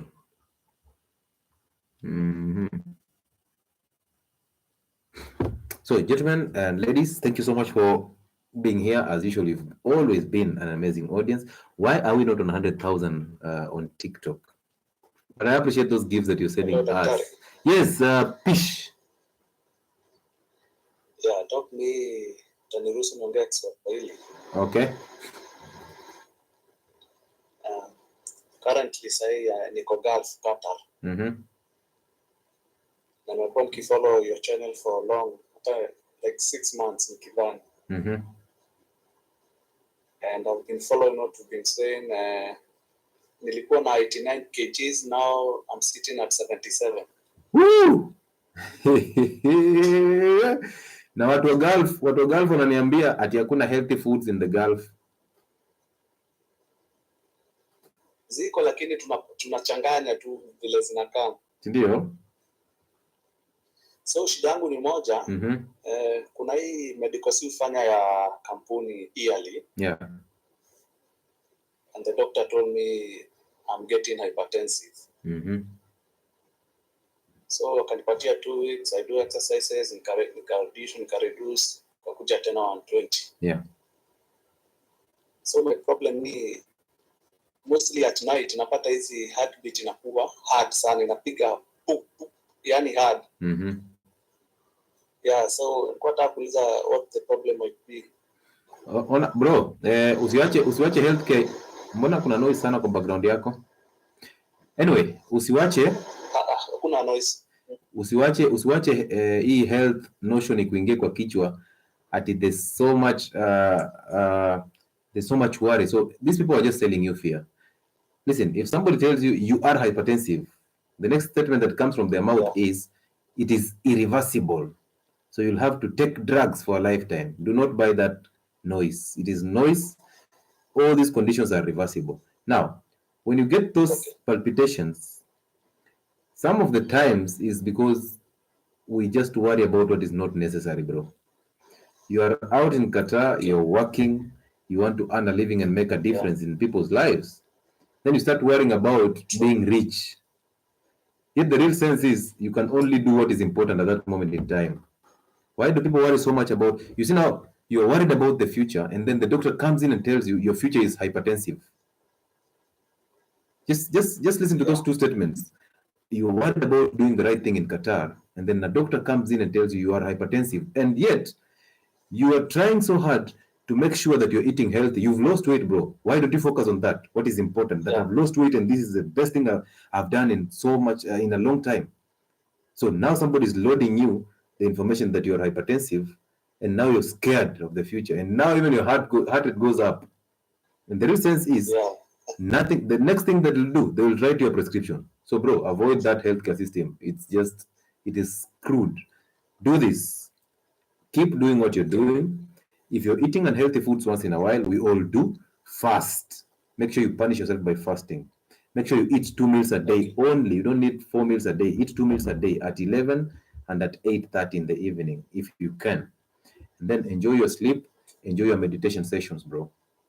Stop worrying too much about what uliacha Kenya when you're to fix life yao, bro. Worry about wewe. Worry about kitu unaweza fanya your time. If at all you want to live tomorrow, then fix today, okay? Yeah, so stop panicking about everything. Stop panicking about having hypertension and all these conditions. Bro, there's no condition that is not fixable.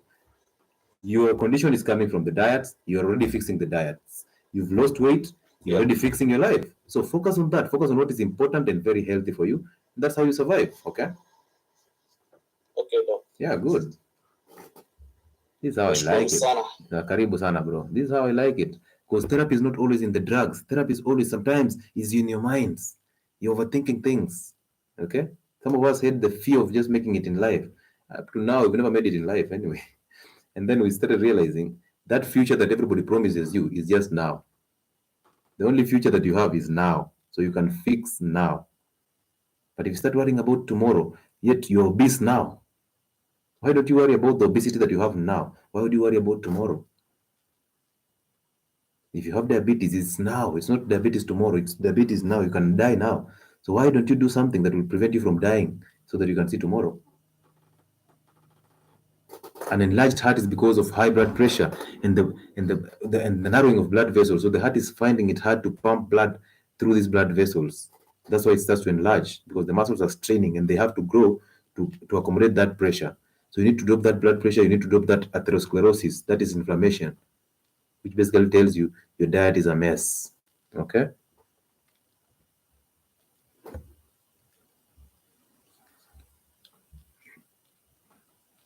King Kasim and then Mickey, and then we call it a night. We need our 8 hours of sleep so that we can. Yes, King Kasim. Yes, well, Doc. Yes, welcome aboard. Thank you. I just want to first commend you on this work. It's great. I appreciate you, bro. So I have 2 queries. Okay. One, it is a personal query, and the other one is family related. No problem. So I'll start with the one which is in topic. I have someone in the family. Okay. Who has been dealing with cold feet. Okay. So whenever she walks, talks a lot or stands a lot. Okay, kindly move your mouth near the mouthpiece. We need to hear you clearly. Can you hear me now? Yes. Yeah, so I'm saying whenever she takes time to stand there, takes me, let me say, for 30 minutes or so, her feet starts bringing her troubles. Yeah. Or whenever she takes long walks. Yeah, and this issue started when she was young, around high school. She went to a few hospitals, but the problem is still up to today. Okay. And sometimes she gets what can I say, stiff feet. So it's kind of painful to her. Okay. So I'll ask you some questions. Wondering how can we help her? I'll ask you some few questions here. Yes. What is her age? She's 25 years. She's 25. What is her body weight? Yes. She's around 55. 55. What is her cooking oil? I think this normal one, seed oils. Seed oils, good. What does she consume sugar? Yeah, she likes her sugar. Good. How about wheat products and processed foods, the like of spaghetti, chapati, bread, macaroni, restaurant foods? Basically, she's wheat. Not too much in. Yeah, she's not too much in restaurant food, but that chapati is something. Good. How much time does she spend outdoors on the sun? I don't think it's too much because she usually gets out of the house, I think, around 6 a.m. Okay. And she goes to work. Okay. And then comes back to her house around 7 p.m. Okay. So I don't know about her routine out there and like. So what's her nature of work? She's a designer. Okay. Designer. Okay. Is it so stressful? Like, does she work so hard? You can easily sense a person who is trying to strive a goal. Does she work so hard to make sure that this business is okay? Yeah, she actually works so hard. Yeah. Okay. Yeah. When was the last time she took a walk barefoot? I don't think I've never seen her walking barefoot. Good. Does she go to the gym? No, but she tries to jumping ropes. Are you aware of her sleep patterns? Like, how does she prefer her sleep? Does she have enough sleep? Ama kazi inamstress sana mpaka anashindwa kulala saa zingine? I remember I asked her about her sleep pattern. She told me sometimes she gets so stressful because she also experiences anxiety. So sometimes she loses her sleep. Okay. Does she smoke or drink alcohol? She does not smoke, but she does take alcohol, but not that much. Maybe once in a while. Okay. In her family, is there any medical history, maybe a condition like diabetes, hypertension, or these joint issues? Is there a family member who is suffering from them? Yeah, the mother suffers through the same fit condition. So, bro, that's enough information for us to even know where she's headed to. Now, if you want to save her life, tell her to follow this.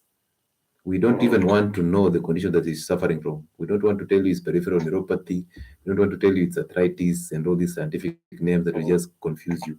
We want to tell you this for free, that first things first, she has not changed her cooking oil. So that is a problem because that is highly inflammatory.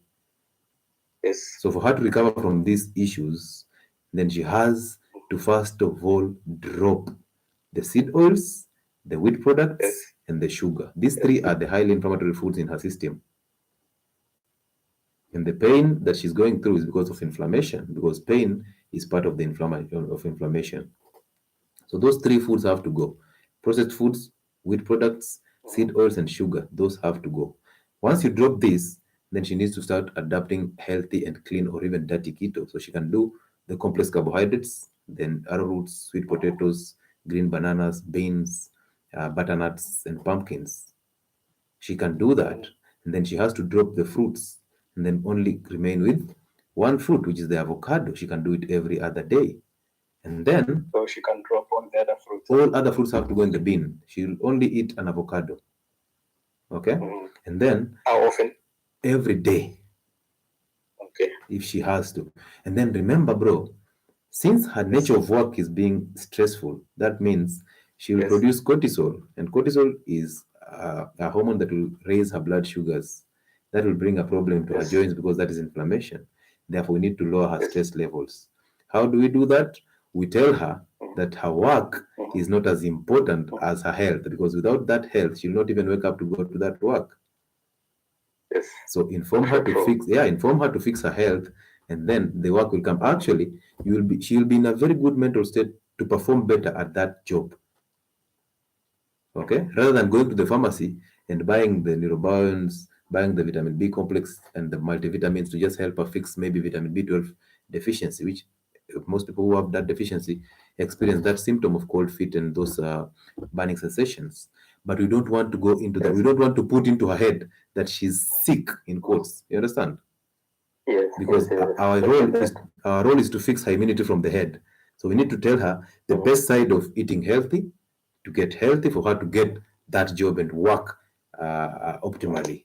So once you do that, once you drop this unhealthy and the inflammatory foods, then it becomes easier for her to start fixing her gut and then start fixing her healthy meals. So she can now eat every type of protein, red or white, make it fatty. She can change her cooking oil to ghee or coconut oil, and then she can start fasting. 2 meals a day is enough for her. Doesn't matter the nature of her job. First meal comes in at 11, next meal comes in at 7:30. In between, she's only rehydrating with salt water and her coffee.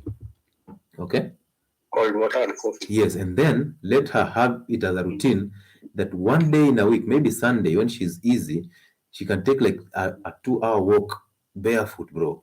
She will neutralize all that electrons and that protons that were bringing so much problem and so much tension in the system.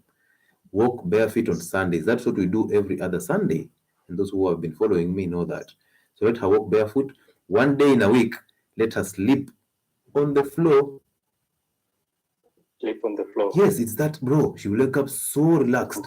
Let her one day in a week, let her sleep on the floor with no pillow. Just sleep on the floor. Enjoy it. It's part of the grounding. It also releases tension in the back and the feet. These are natural remedies. Fasting, walking barefoot, enjoying the sun, relaxation techniques like yoga and also meditation in the morning, taking cold showers. Perfect health for her. And then dropping inflammatory foods and fixing her gut. All right, thank you so much. And I have a second question. Go ahead. A personal one. Okay. I am 29 years old right now. 29. But now I have an issue. I've seen people here complaining about being overweight. But for me now, I have an issue about being underweight. You're underweight? Yes. Yeah, good. This question comes up all the time. And people ask me, how can I add healthy weight? I want you to know the reason why people get into underweight is because they have a messed up gut, so they cannot absorb nutrients in the adequate forms. There's a video put up on YouTube about how to fix the gut, so you can make your way to my YouTube. By the way, guys, my YouTube channel is Health and Wellness Sport, so go there and subscribe, and then watch this content. It's very important. So go and watch that video for gut fix. Once you fix your gut, it's the same process. You see, losing weight and adding weight is the same thing. You just fix the gut. Once you fix the gut, you drop inflammatory foods. Once you drop inflammatory foods, you start eating healthy keto. You combine all these foods that are healthy, and then, bro, you start adding weight. And then, as a man, go to the gym, bro. The bar is very important for you. Go lift that bar. Yes. Lift weights. Don't go and run on a treadmill. Go and lift the bars. Make sure your muscles are good. You're in good shape. And then cold showers, bro. Also, also, if you're a fan of pornography and masturbation, let them go. Okay, because they mess your psychic, they also mess your system in general. So let them go. And then, if also you enjoy sex, if you must have sex, then make sure you do not ejaculate. Get an orgasm, but retain your semen. Do not ejaculate, because ejaculation messes up men. It's actually one of the things that men it brings you low immunity, brings you low weights and stuff.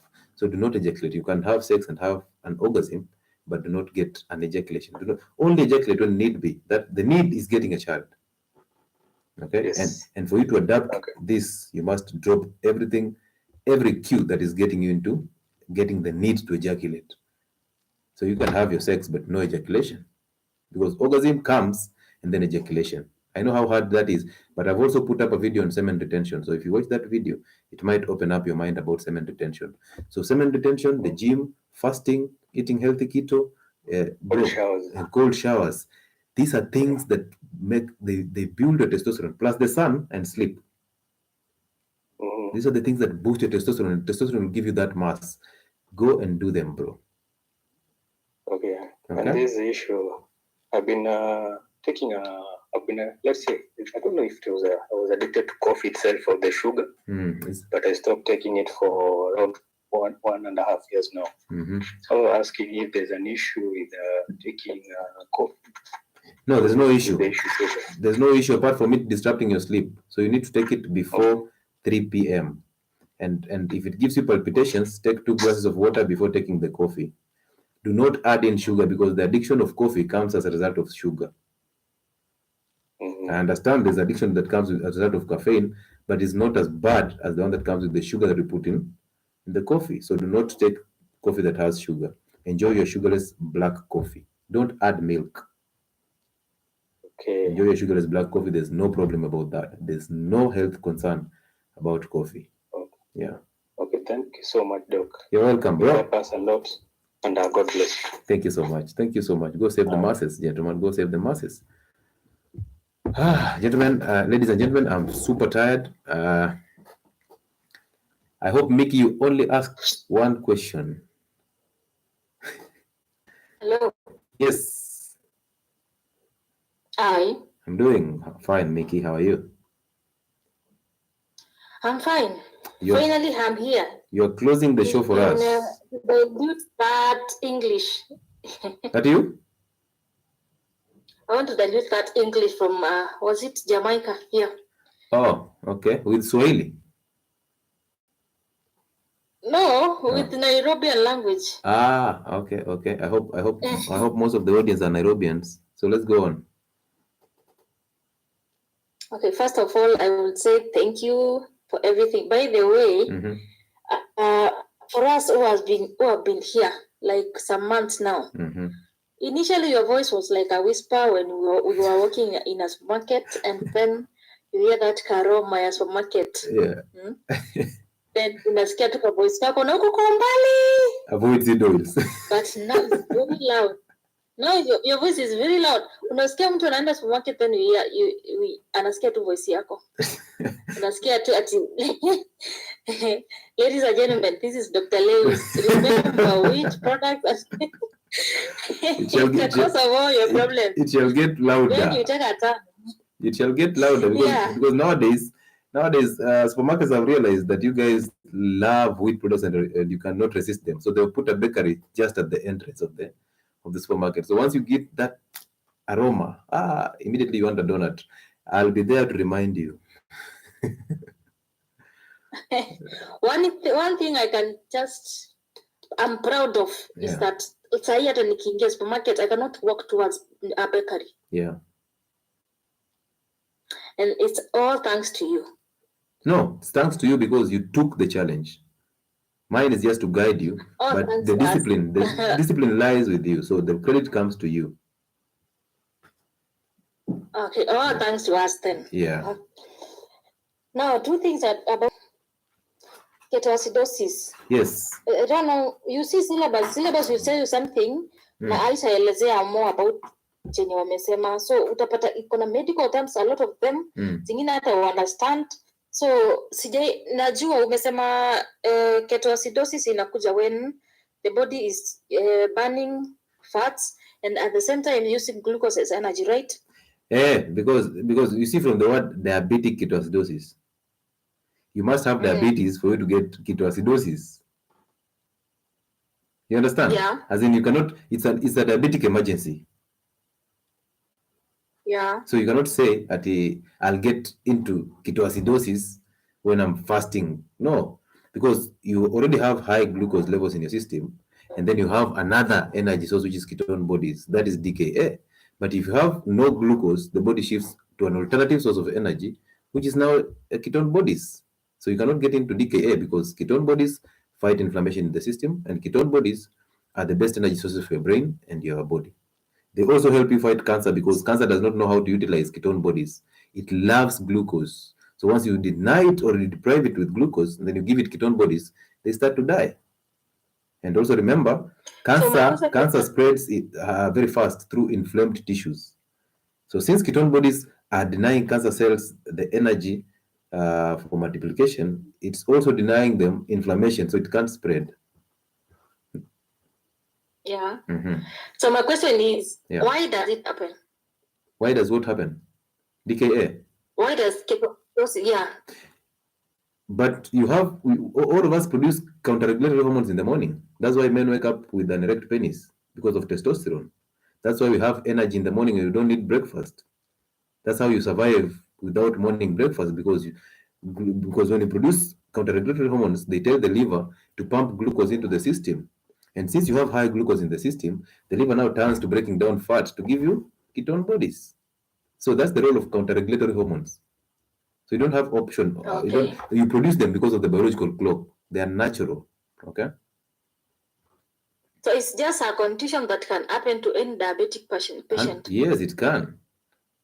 It can happen to any diabetic patient. And it's an emergency condition. So that one you will require insulin. What about the poor healing of wounds? The poor healing of wounds in diabetics. Yes. One, you already know sugar is a culture for bacteria. So if you have high glucose in your system, then you'll have chances of bacteria multiplying faster because they enjoy the sugar. So if you have a wound, one, the bacteria will find so much sugar here, and that's the substrate for them to survive. Number two, sugar lowers your immunity. And remember, all infections rely on your immunity. So if you have a strong immunity, the infections will disappear because the immunity suppresses them. But if you have a low immunity because sugar kills your immunity, what happens is they find a chance to multiply and infect you. Alafu, number three, like for instance, diabetic people have wounds on their legs and the extremities. So that tells you sugar has blocked their blood vessels. Okay? Once it blocks, because the one that causes atherosclerosis.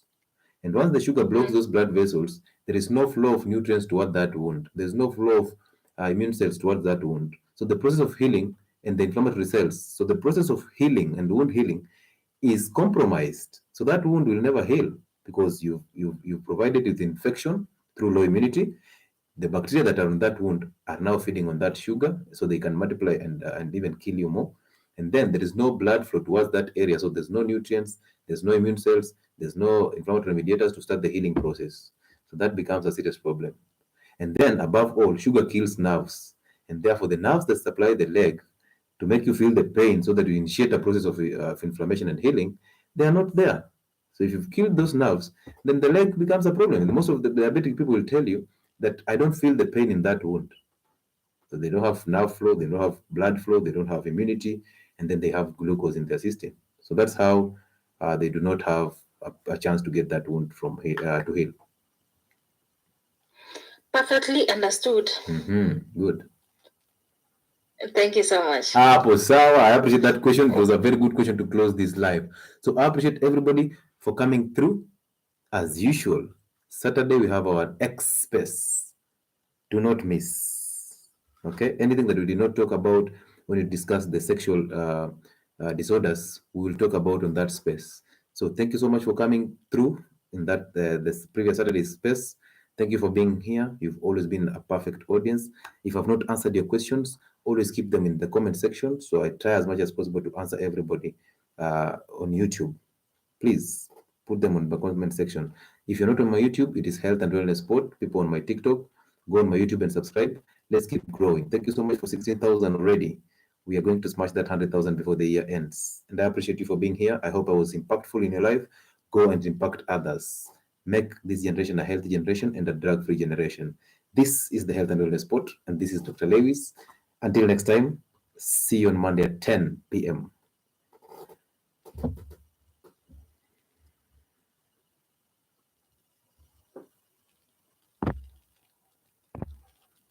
Good. See you.